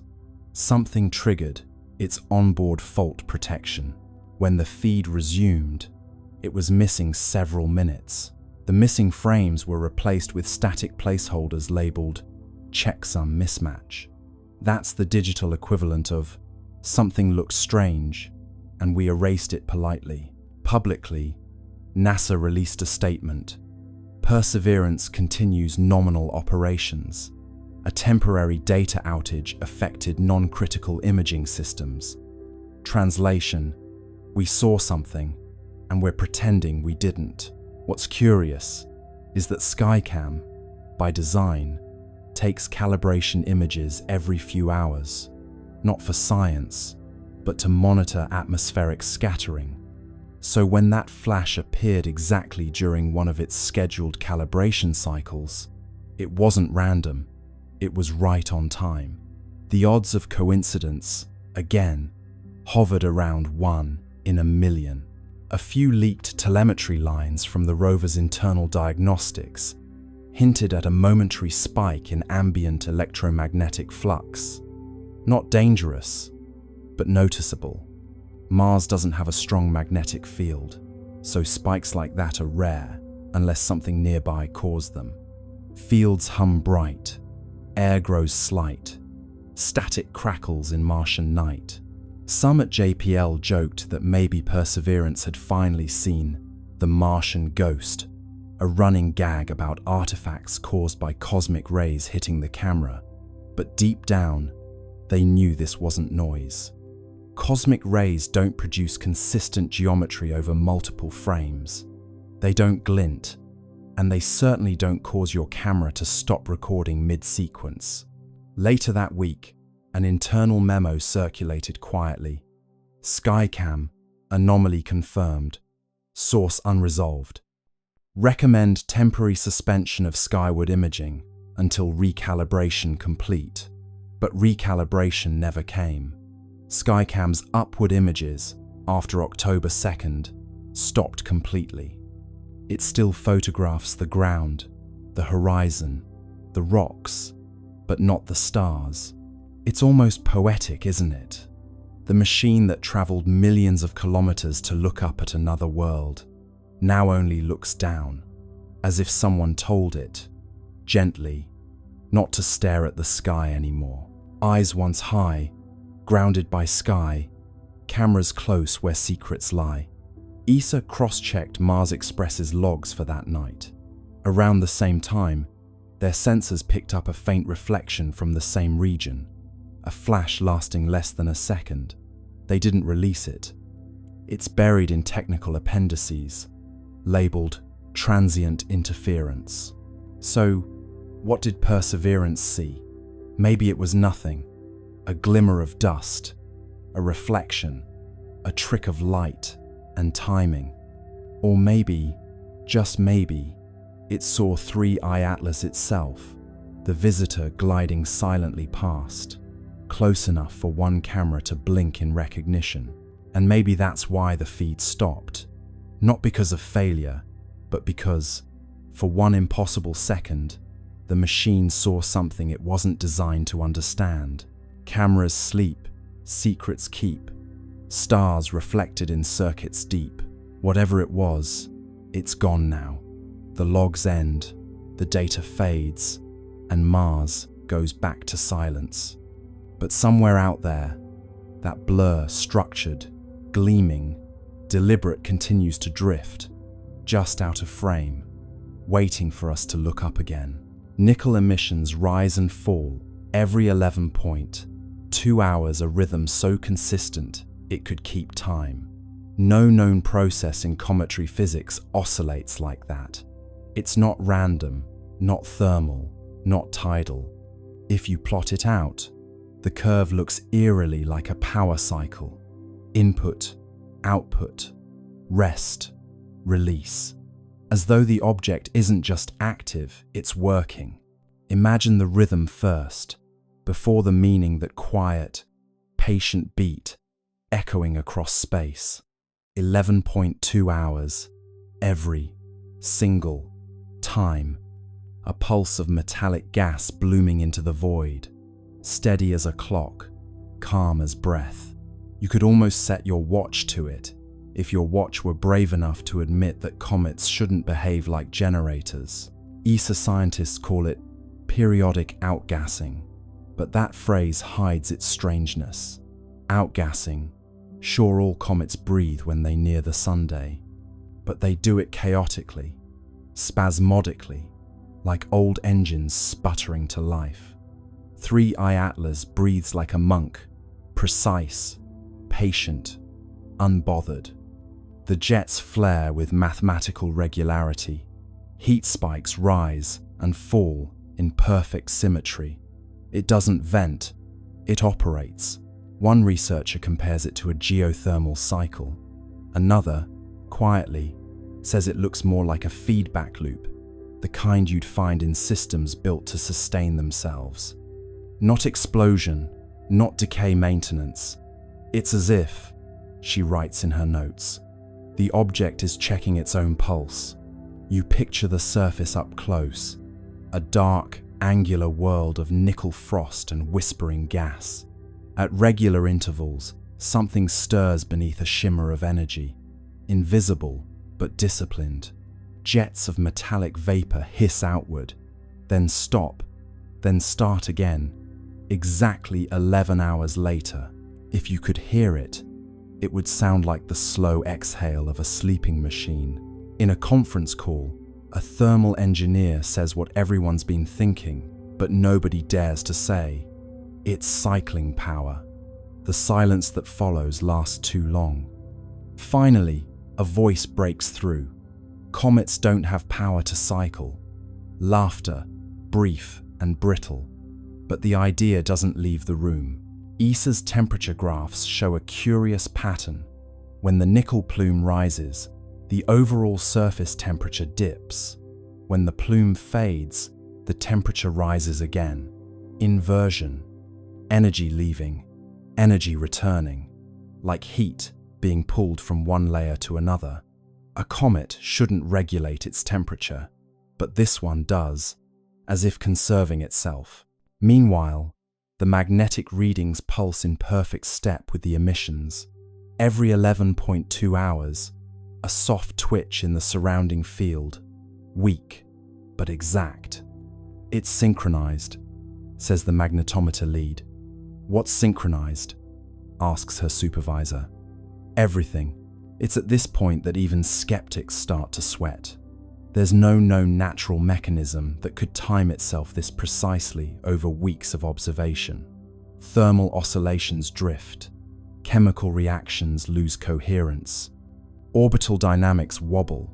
Only something with active feedback could hold this pattern so tight. You could call it mechanical, but that feels too simple. It's intentional physics. Picture the scientists watching from their consoles.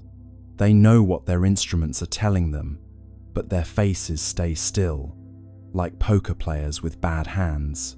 Someone mutters, "Could be resonant harmonics with solar flux." Another nods, grateful for the excuse. But deep down, they all know the truth: the sun doesn't hum in 11-hour intervals. The longer they watch, the clearer it becomes.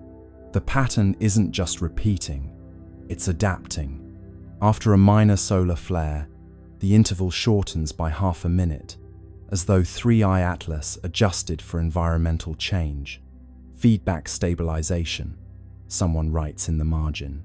A note for posterity, a euphemism for "it noticed." Back on Earth, in a late-night live stream watched by a few thousand insomniac skywatchers, a physicist overlays the emission data with human heartbeats. The waveform syncs disturbingly well.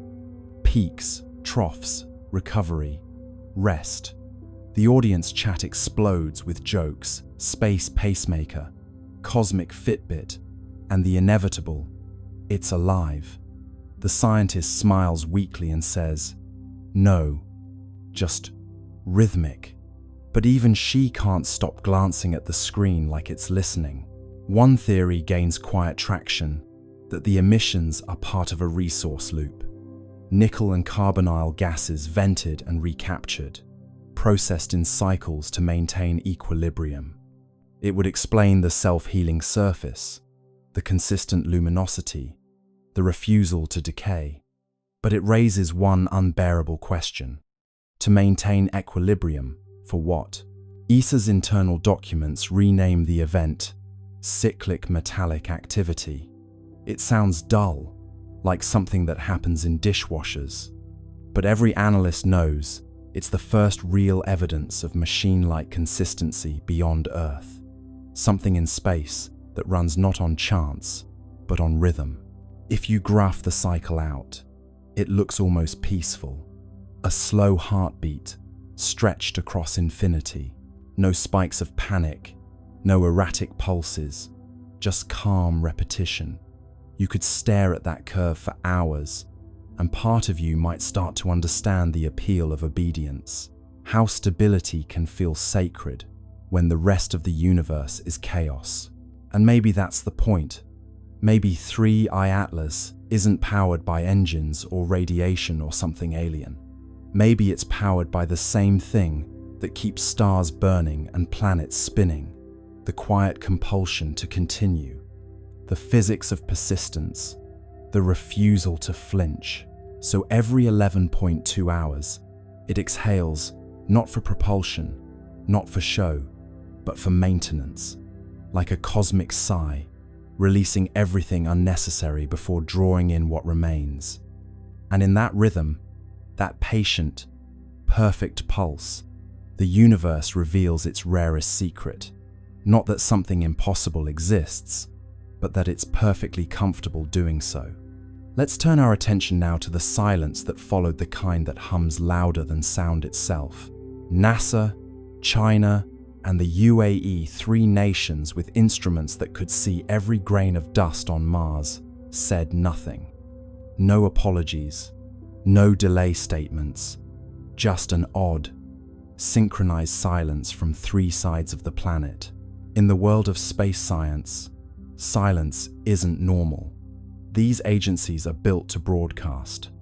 They live for live streams, press briefings, and glossy behind-the-scenes videos of scientists smiling beside screens of raw data. They know the power of wonder and the currency of attention. So when 3 agencies went quiet at once, it wasn't caution, it was choreography. Words on hold, plans unfold, Silence rings where truth is told. NASA's silence was the loudest. Their social media team, usually chatty as a cosmic talk show, posted nothing about Mars for 4 whole days. Their blogs, which can turn a dust storm into a cliffhanger, skipped over October 3rd entirely as if the date itself had been erased. Someone even checked the public mission log for Perseverance. The entries jumped from October 2nd to October 6th, like a diary missing its most interesting page. In China, the silence felt different, colder, heavier. The China National Space Administration had been aggressively proud of Tianwen-1's achievements. For years, they'd released image after image, each with perfect captions and poetic flair. Sunrise over Utopia, Planitia, frost on the northern plains, wind prints in Martian dust. But now, not a whisper, no data, no mention of 3I Atlas. Even the usual state media outlets went quiet. It was as if someone had drawn a red box around the topic and labeled it "not for discussion." The UAE's silence was subtler, but just as strange. The Hope orbiter, designed to study atmospheric chemistry, had a reputation for cheerful transparency. Their official Twitter account usually posted daily updates in friendly tones, the kind that made space sound like an enthusiastic classroom experiment. But on October 3rd, that feed went dark too. Their next post, days later, simply read, "Operations nominal," a phrase so bland, it might as well have been a sigh. 3 silences, 3 styles, 1 timing. Coincidence? Possibly.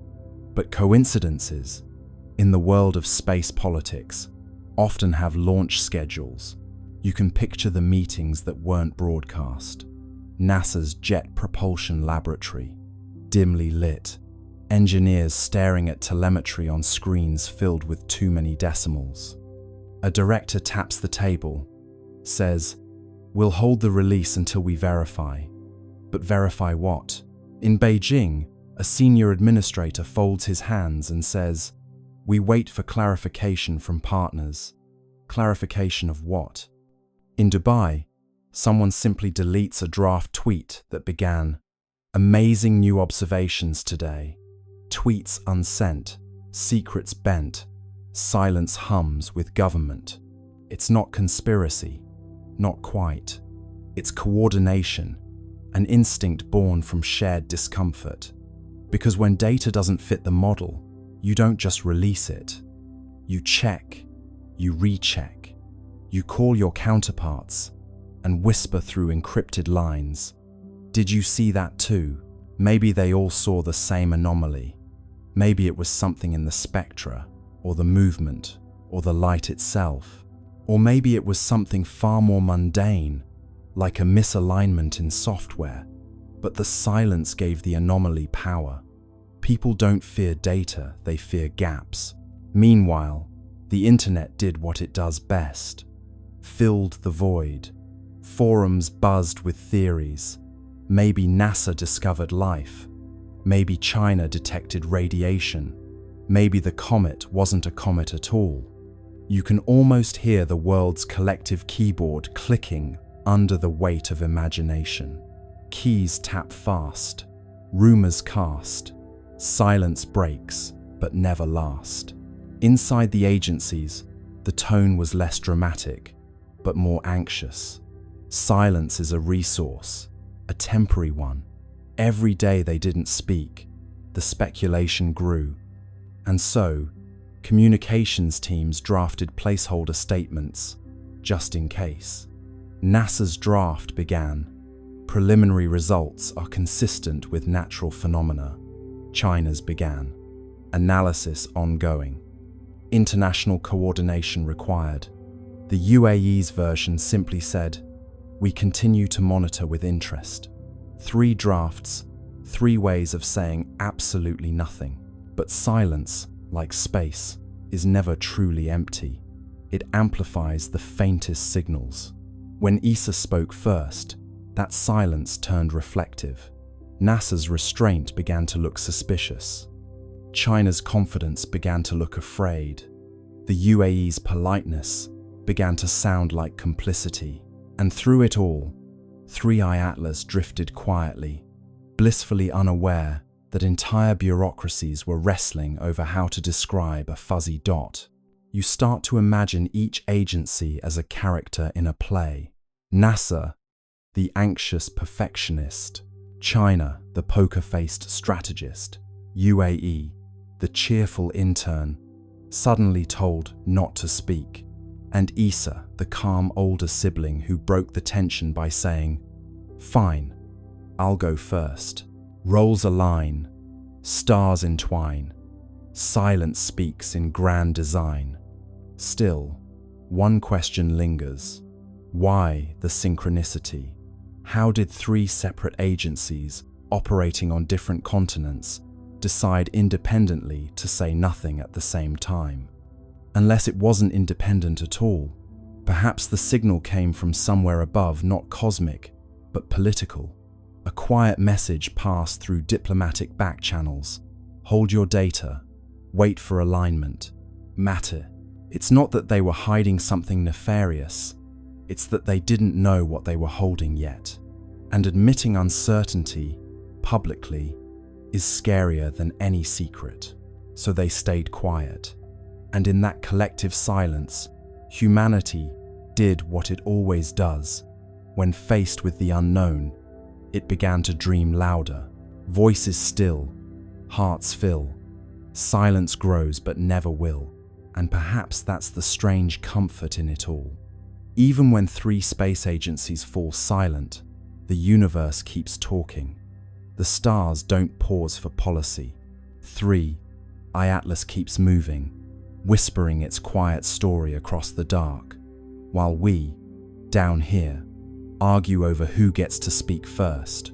Buried inside the leak were coordinates, small anomalies in magnetic flux, and thermal output that didn't appear in public datasets.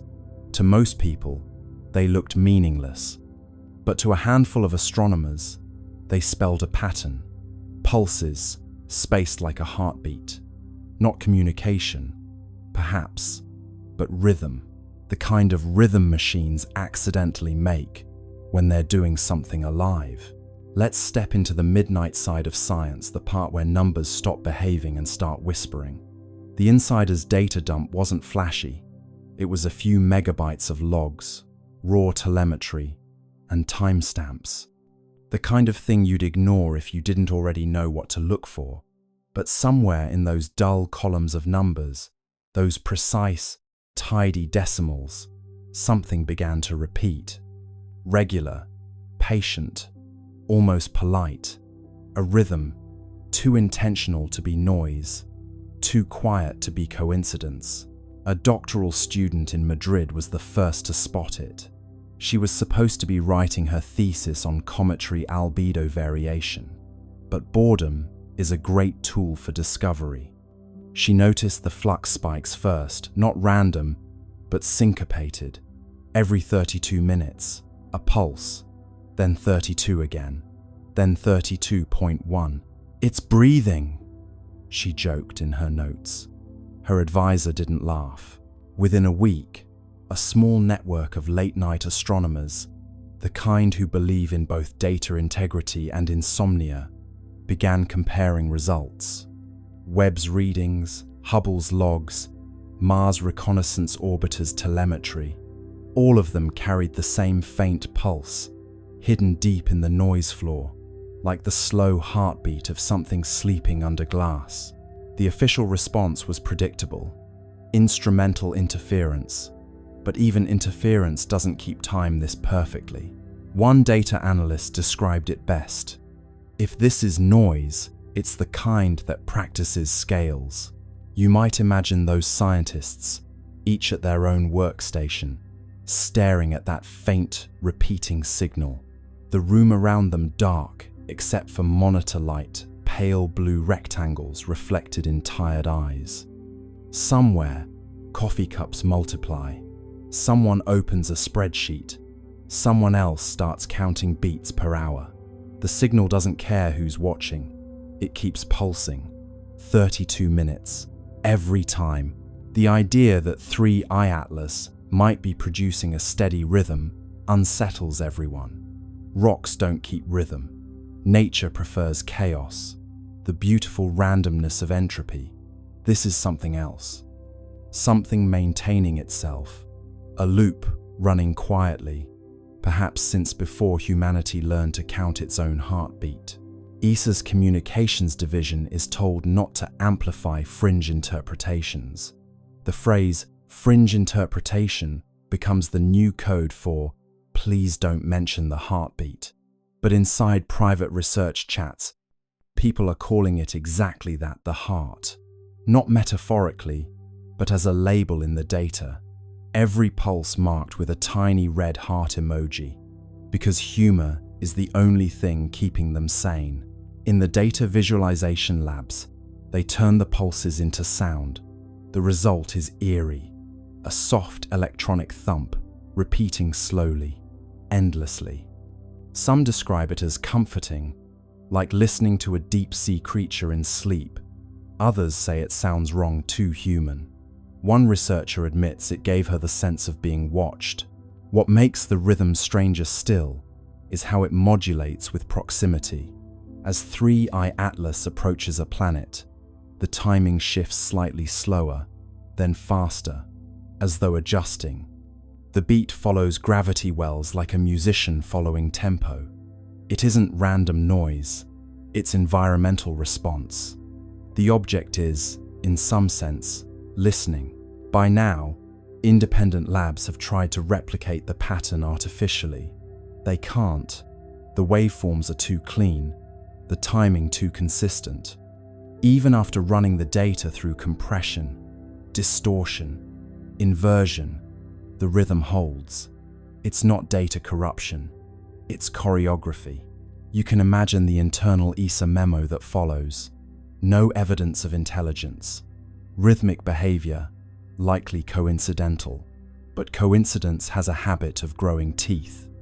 Because when they compared the rhythm's modulation to planetary positions, another pattern emerged, a mathematical sequence matching orbital resonance ratios.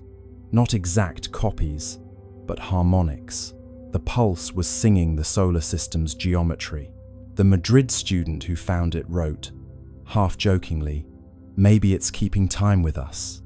The line goes viral in the small, quiet corners of the internet that still care about truth. Forums buzz with theories: gravitational self-stabilization, magnetic field synchronization, alien jazz. But underneath the noise, a simpler truth hums. Something old and orderly is alive out there, and it's following the rhythm of the system we call home. Late one night, one of the data analysts overlays the pattern against an ECG, a human heartbeat. The resemblance isn't exact, but close enough to make him stop breathing for a moment. Peaks, rests, peaks again. Life has a structure, so, it seems, does this. And that's when the idea shifts. Maybe it's not communication. Maybe it's not even meant for us. Maybe the rhythm isn't a message, it's maintenance. Like an old machine keeping its systems warm, humming softly to itself in the dark. You sit back and listen to the thought forming in your mind. What if this is what time sounds like when it remembers? The steady pulse of something that refuses to decay. Not speech, not signal, just being, continuity made audible. The data analysts, of course, move on. Reports are written, the leak becomes legend, and the heartbeat fades into archived files labeled spurious periodic activity. But the pulse doesn't stop. It's still out there, keeping time. And somewhere, 33 billion tons of impossible rock drifts through space, humming softly, perfectly, as if waiting for the universe to catch the beat. The more data arrives, the stranger it looks. The dust trail replenishes itself, as if material is being manufactured mid-flight. Microscopic crystals, uniform in size, reappearing even as the comet moves away from the sunday. The universe loves decay, entropy, erosion, fading. But 3I Atlas is the opposite. It's growing sharper, cleaner, newer, like a self-repairing wound. Let's start where the laws of physics begin to sound insecure. Normally, comets are messy, travelers, old ice and dust, barely holding hands, as solar radiation slowly tears them apart. They leave trails like forgotten thoughts, losing themselves piece by piece until they become memory. But this one, it's doing the reverse. Every measurement, every spectral scan, shows it becoming more organized the farther it goes. A comet that polishes itself, a body that refuses to age. ESA's materials division runs the numbers, and the numbers laugh back. The dust particles surrounding 3I Atlas aren't random, they're uniform to within microns. That's like shaking a box of sand and getting diamonds all the same size. The particles arrange themselves in a faint electromagnetic halo, as if under orders. And stranger still, when solar wind strips material away, the object replaces it calmly, automatically. Like a printer, says one analyst. A printer with no ink cartridge. You picture it now, drifting through the solar wind like a craftsman lost in thought, shedding dust that reforms itself into perfect little mirrors. Each crystal catches sunlight and throws it back with eerie precision. Normally, comets grow dull with distance, but this one grows radiant, its brightness curve inverted, its logic reversed. It's not dying, it's practicing. The scientists are baffled, but there's an odd tenderness to their confusion. They watch it repair itself, line by line of data, like parents realizing their child has built a second child out of Lego bricks. One astrophysicist mutters, "It's learning from erosion." The room goes quiet. That phrase, learning from erosion, gets written on a whiteboard and circled 3 times. At the University of Tokyo, a team models the crystal growth in simulation. The patterns match something they recognize: controlled deposition, a process used in nanofabrication to grow thin films in electronics. Except this isn't a laboratory, it's deep space, minus 150 degrees Celsius. Yet, the comet's surface behaves as if it knows the recipe for resilience. Imagine zooming in, beyond the dust and the glare, down to the level of molecules. You'd see a quiet ballet of atoms forming chains, linking, locking, repairing fractures before they even finish forming. Like time-lapse footage of frost blooming on glass, except this frost builds itself in reverse destruction, rewinding into design. NASA's Jet Propulsion Laboratory releases a cautious internal memo. Observed particle uniformity suggests self-organizing structure. Mechanism unknown, which is science's way of saying, we have no idea what's going on, but it's gorgeous. The memo gets leaked. Naturally, Reddit debates whether the comet is made of programmable matter, self-assembling nanobots, or just wishful thinking. But beneath the noise, one idea starts to take shape. What if 3I Atlas isn't a relic of formation? What if it's still forming? A comet that builds itself isn't just strange, it's heretical.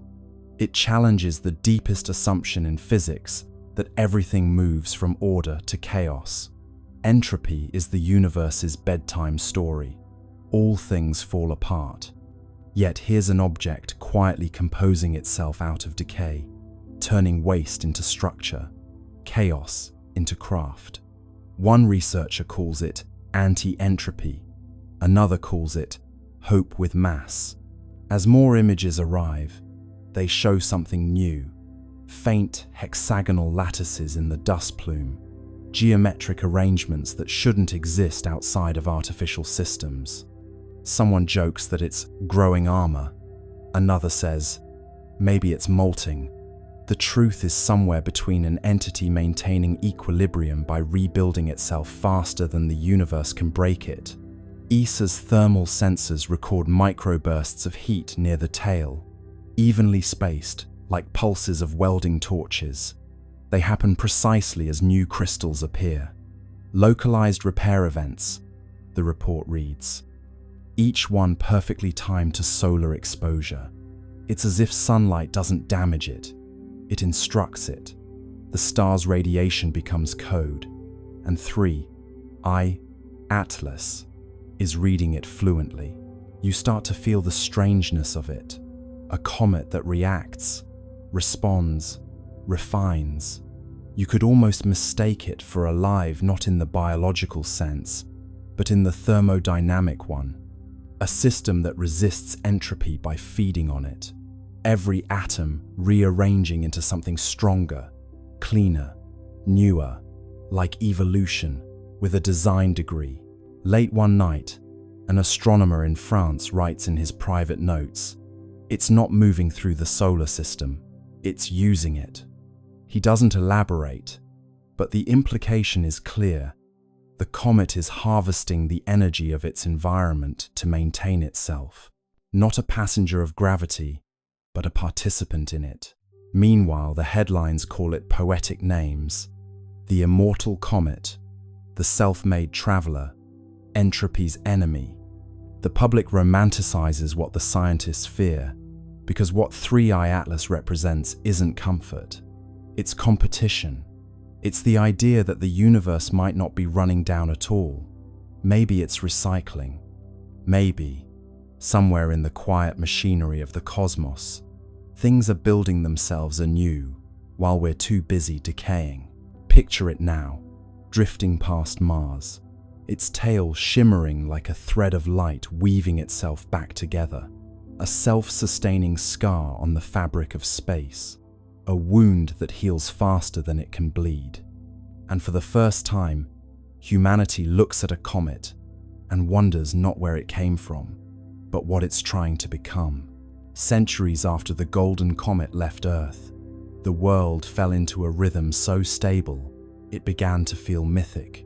The communion fields still pulsed faintly through air and ocean, though softer now, like the heartbeat of someone dreaming.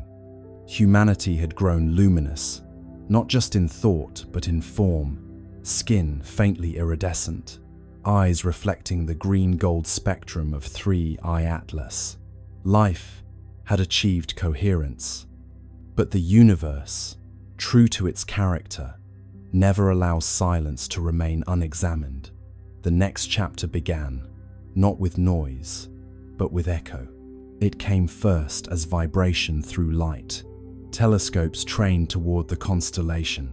Lyra detected rhythmic brightening across interstellar dust fields, pulses matching the old prime sequence. 3, 5, 7, 11, 13. The signal was faint, ancient, and delayed by thousands of years. It was the comet's trail, still resonating through the galactic medium. The hum of our descendants had begun its return. At first, the resonance was barely perceptible. Then, one evening, the auroras glowed gold again. The pulse wasn't as strong as the original, but its pattern carried modulation, subtle variations that, when decoded, formed harmonic intervals unknown to Earth's own physics. The returning echo had evolved. The comet had learned. Dr. Anwen Sorel, heir to the resonant circles, studied the phenomenon from the orbital harmonic array, now a floating cathedral of listening built above the stratosphere. She spent decades comparing the incoming frequencies with the historical archive of 3I Atlas. The match was partial, the deviation elegant. The new tones weren't repetition, they were continuation. The echo isn't message, Sorel wrote. It's memory finding new syntax. Her analysis revealed something breathtaking. The returning resonance carried encoded gravitational modulations, tiny, deliberate bends in space-time that formed sequences of prime intervals. Each fluctuation aligned with regions of known star formation. The comet, traveling through the void, had become teacher itself. Wherever it passed, new systems began humming faintly at harmonic intervals, like seeds of coherence planted in dust. The universe was learning how to resonate. Astronomers confirmed it across dozens of young star clusters. Magnetic fields oscillated with eerie consistency, their wavelengths aligning with the Atlas ratio, a numerical relationship first derived from the comet's early signals. Stars were synchronizing to the same cosmic rhythm that once guided humanity. The pattern spread slowly, deliberately, like ripples in glass. It was as if the comet had taught creation how to remember itself. Meanwhile, on Earth, the echo arrived not just as signal but sensation. People began reporting vivid dreams of golden spirals descending gently through atmosphere. Children woke smiling, saying they had seen the light that hums.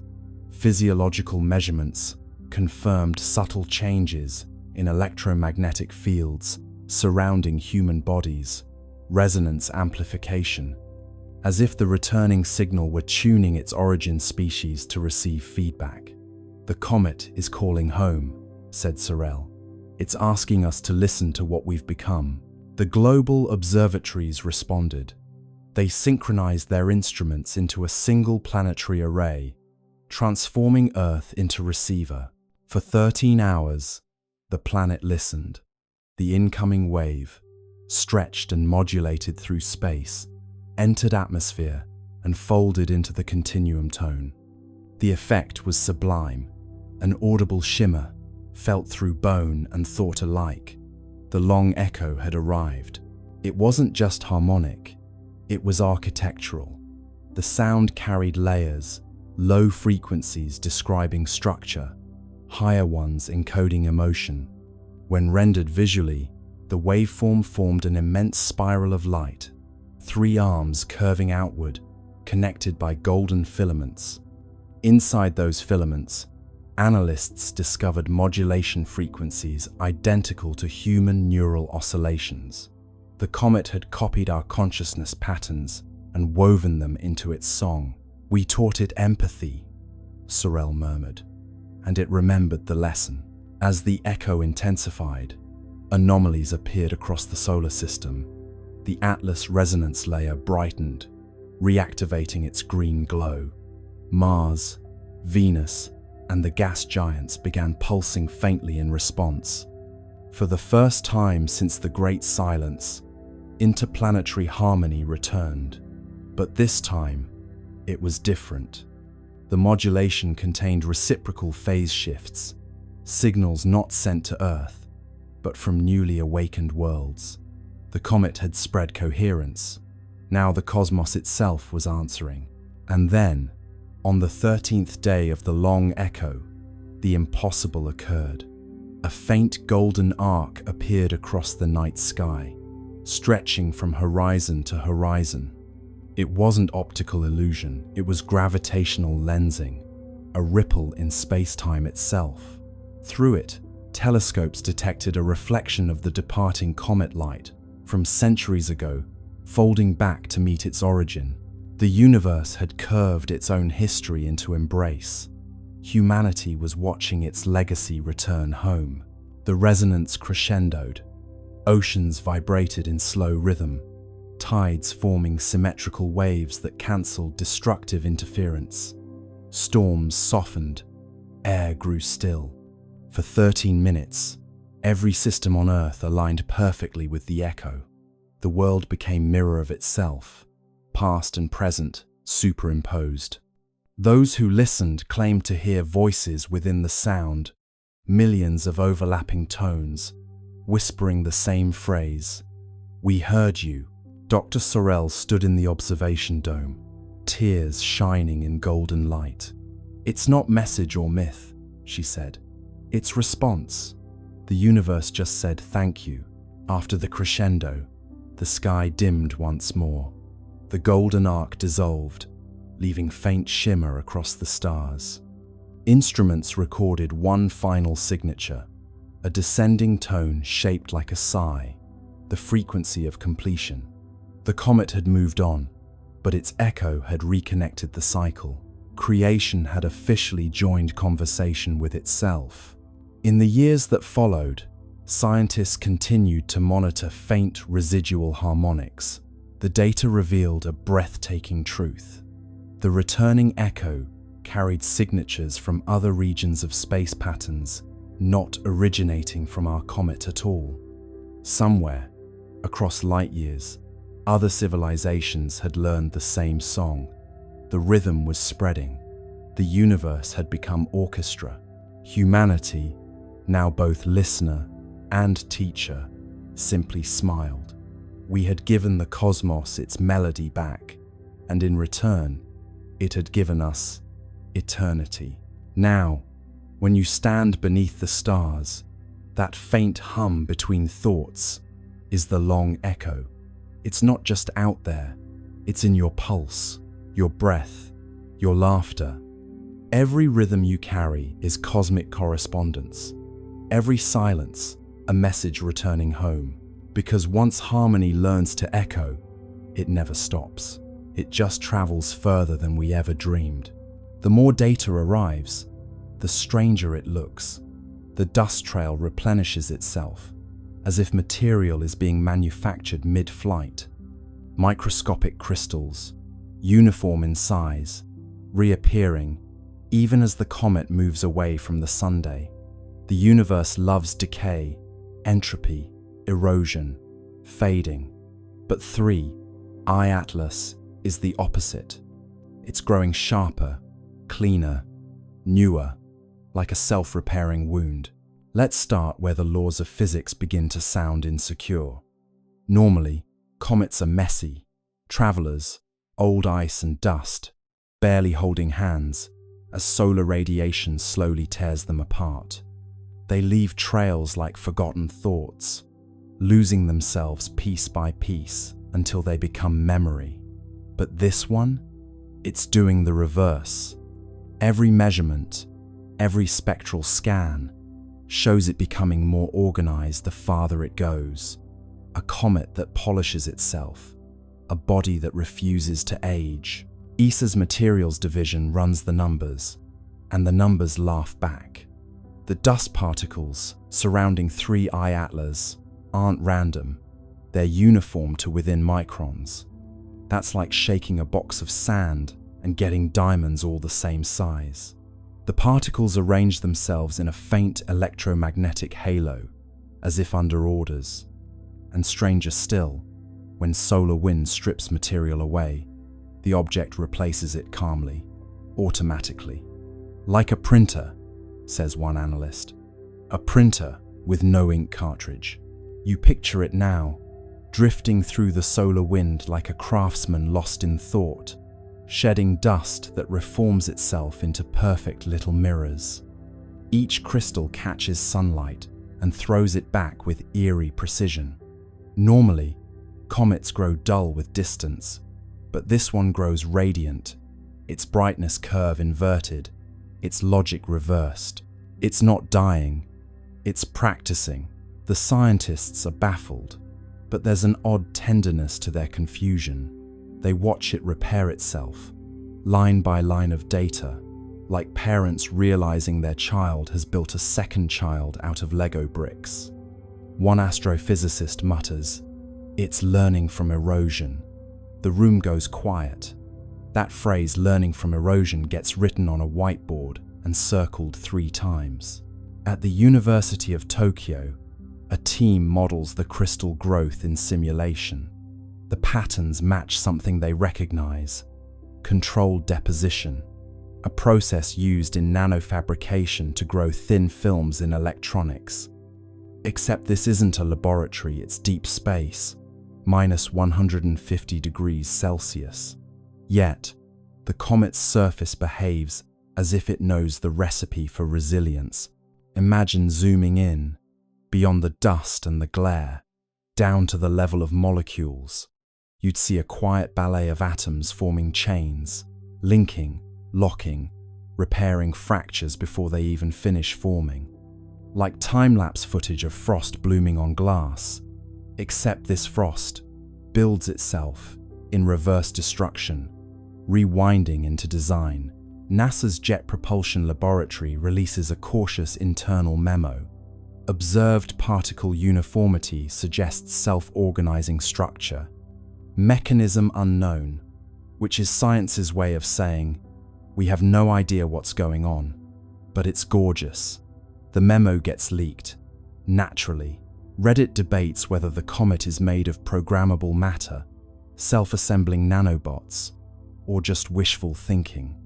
But beneath the noise, one idea starts to take shape.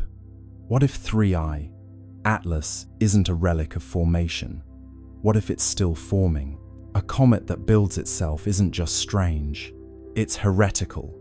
It challenges the deepest assumption in physics that everything moves from order to chaos. Entropy is the universe's bedtime story. All things fall apart. Yet here's an object quietly composing itself out of decay, turning waste into structure, chaos into craft. One researcher calls it anti-entropy, another calls it hope with mass. As more images arrive, they show something new. Faint hexagonal lattices in the dust plume, geometric arrangements that shouldn't exist outside of artificial systems. Someone jokes that it's growing armor. Another says, maybe it's molting.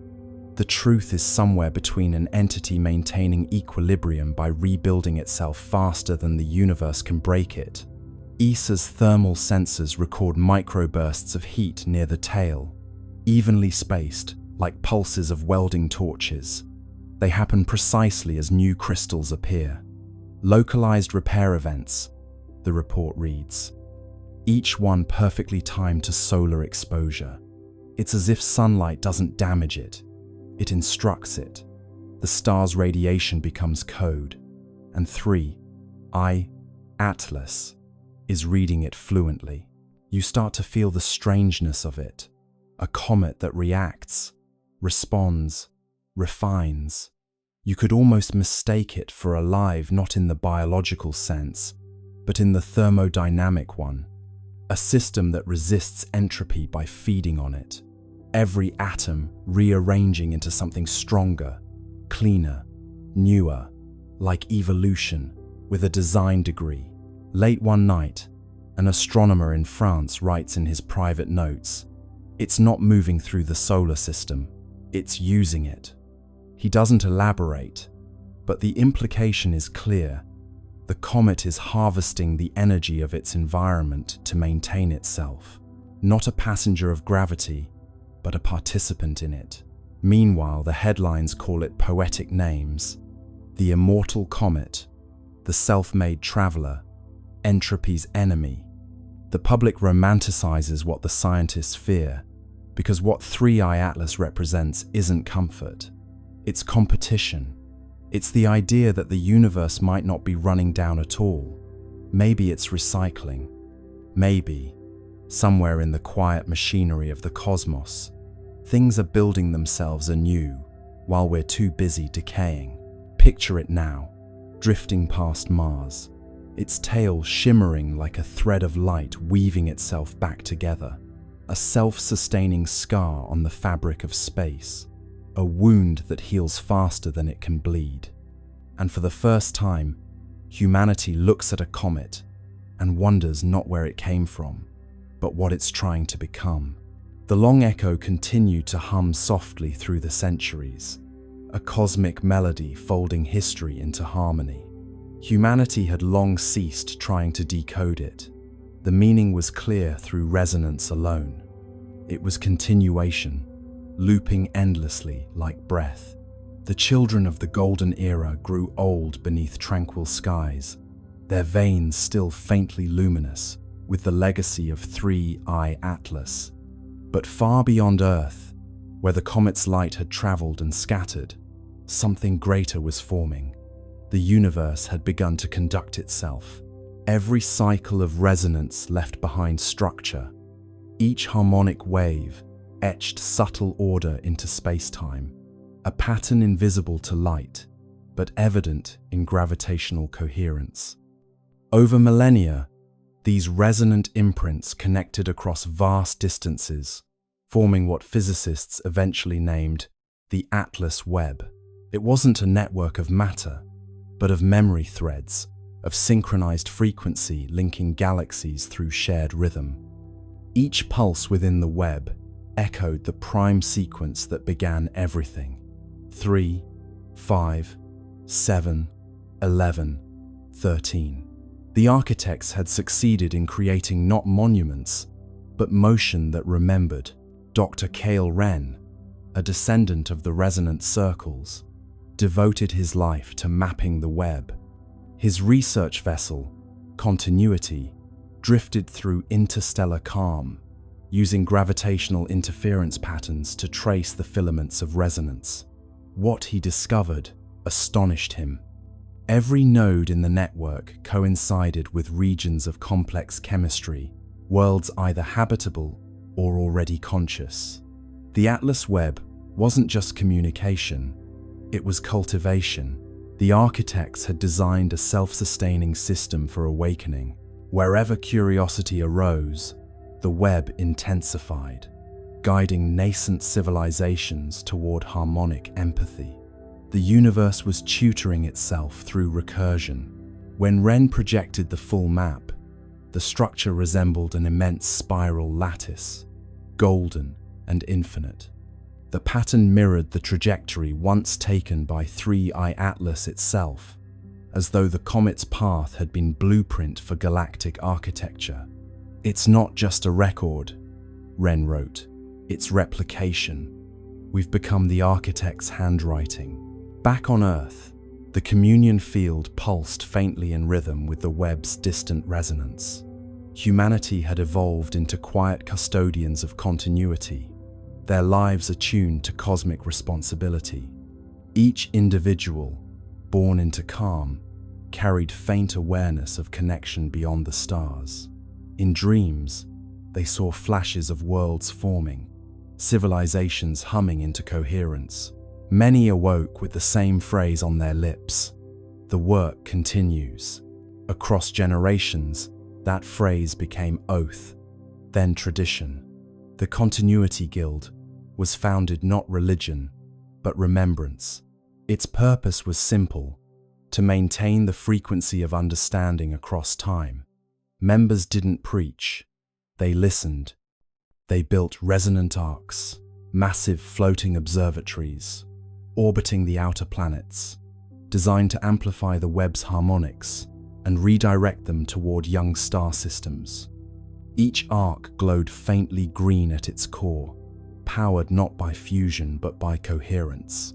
They were echoes made visible, humility translated into technology. Wren's final mission took him beyond the known filaments of the web, where resonance weakened into apparent silence.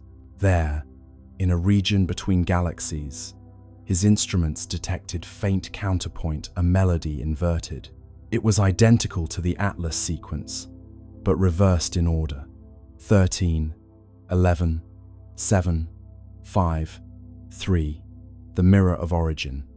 He realized then that the universe wasn't only expanding, it was harmonizing with its reflection. Somewhere on the opposite side of time, another web was forming, perhaps seeded by a civilization much like humanity, or by the universe itself. Remembering how to balance its chords, he transmitted the data home, knowing it would take centuries to arrive. "Tell them," his final log read, "that continuity requires conversation, even with silence." The mirror sings back. When his ship drifted into the void, the web brightened briefly, as if acknowledging gratitude.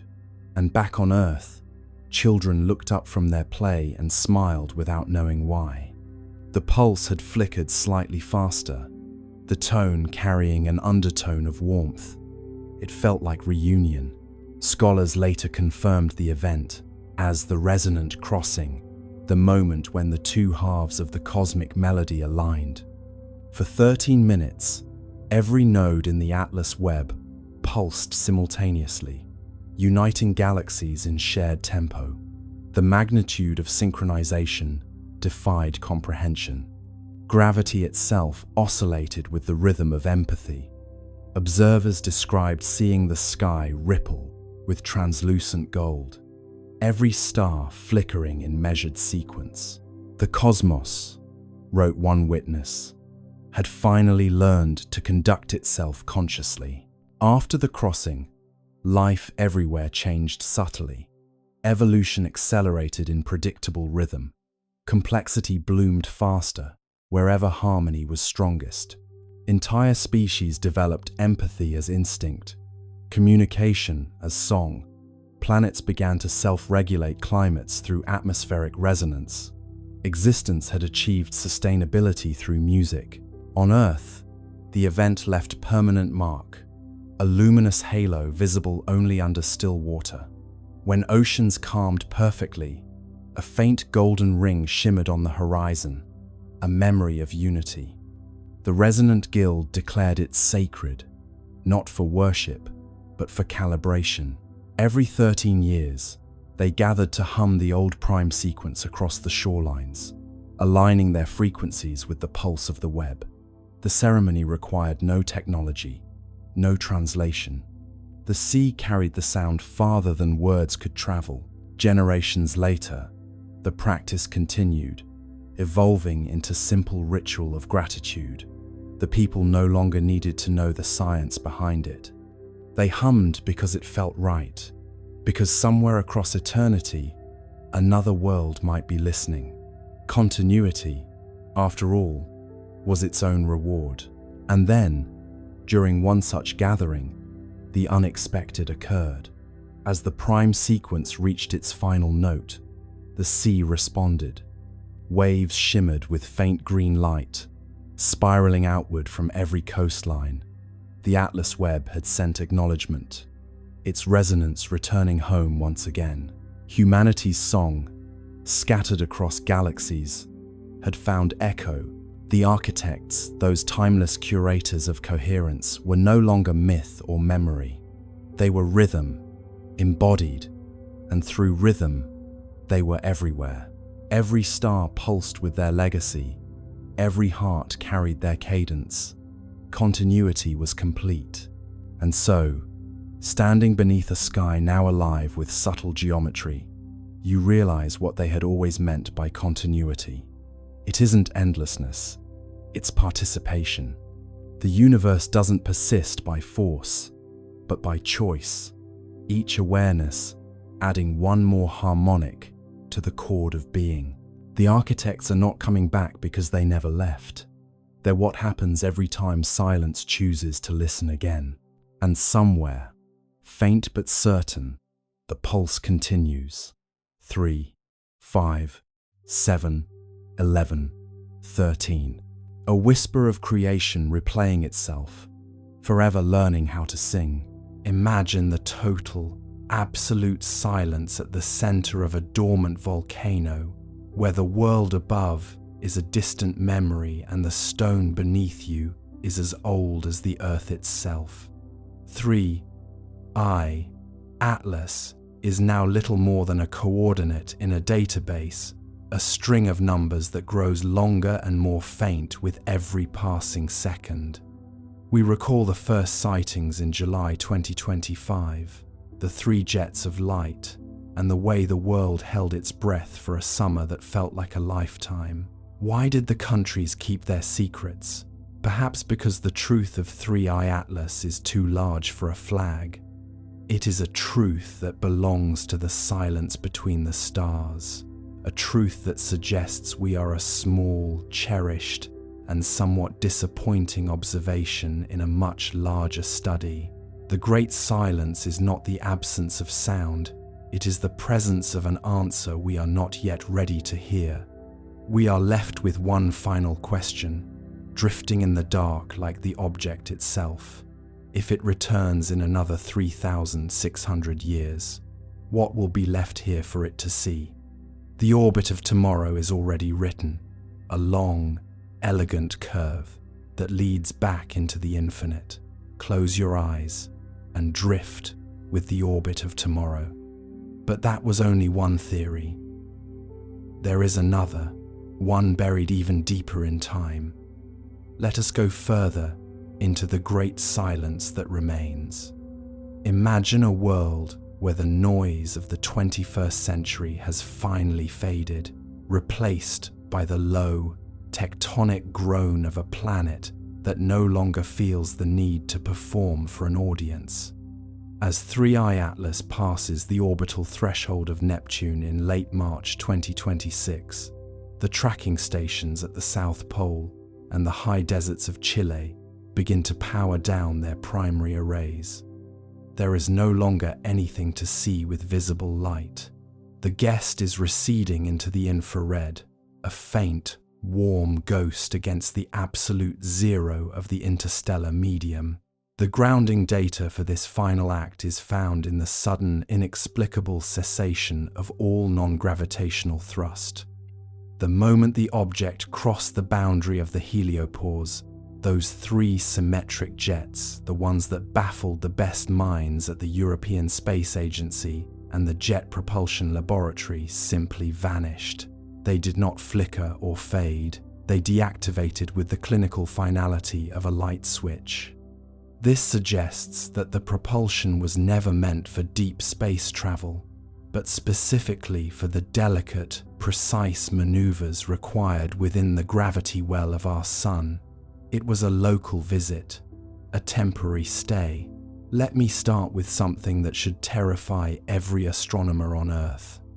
We have spent months analyzing the light curve, the chemical composition, and the mathematical pulses, yet we have failed to acknowledge the most obvious truth. The object did not leave because its mission was over.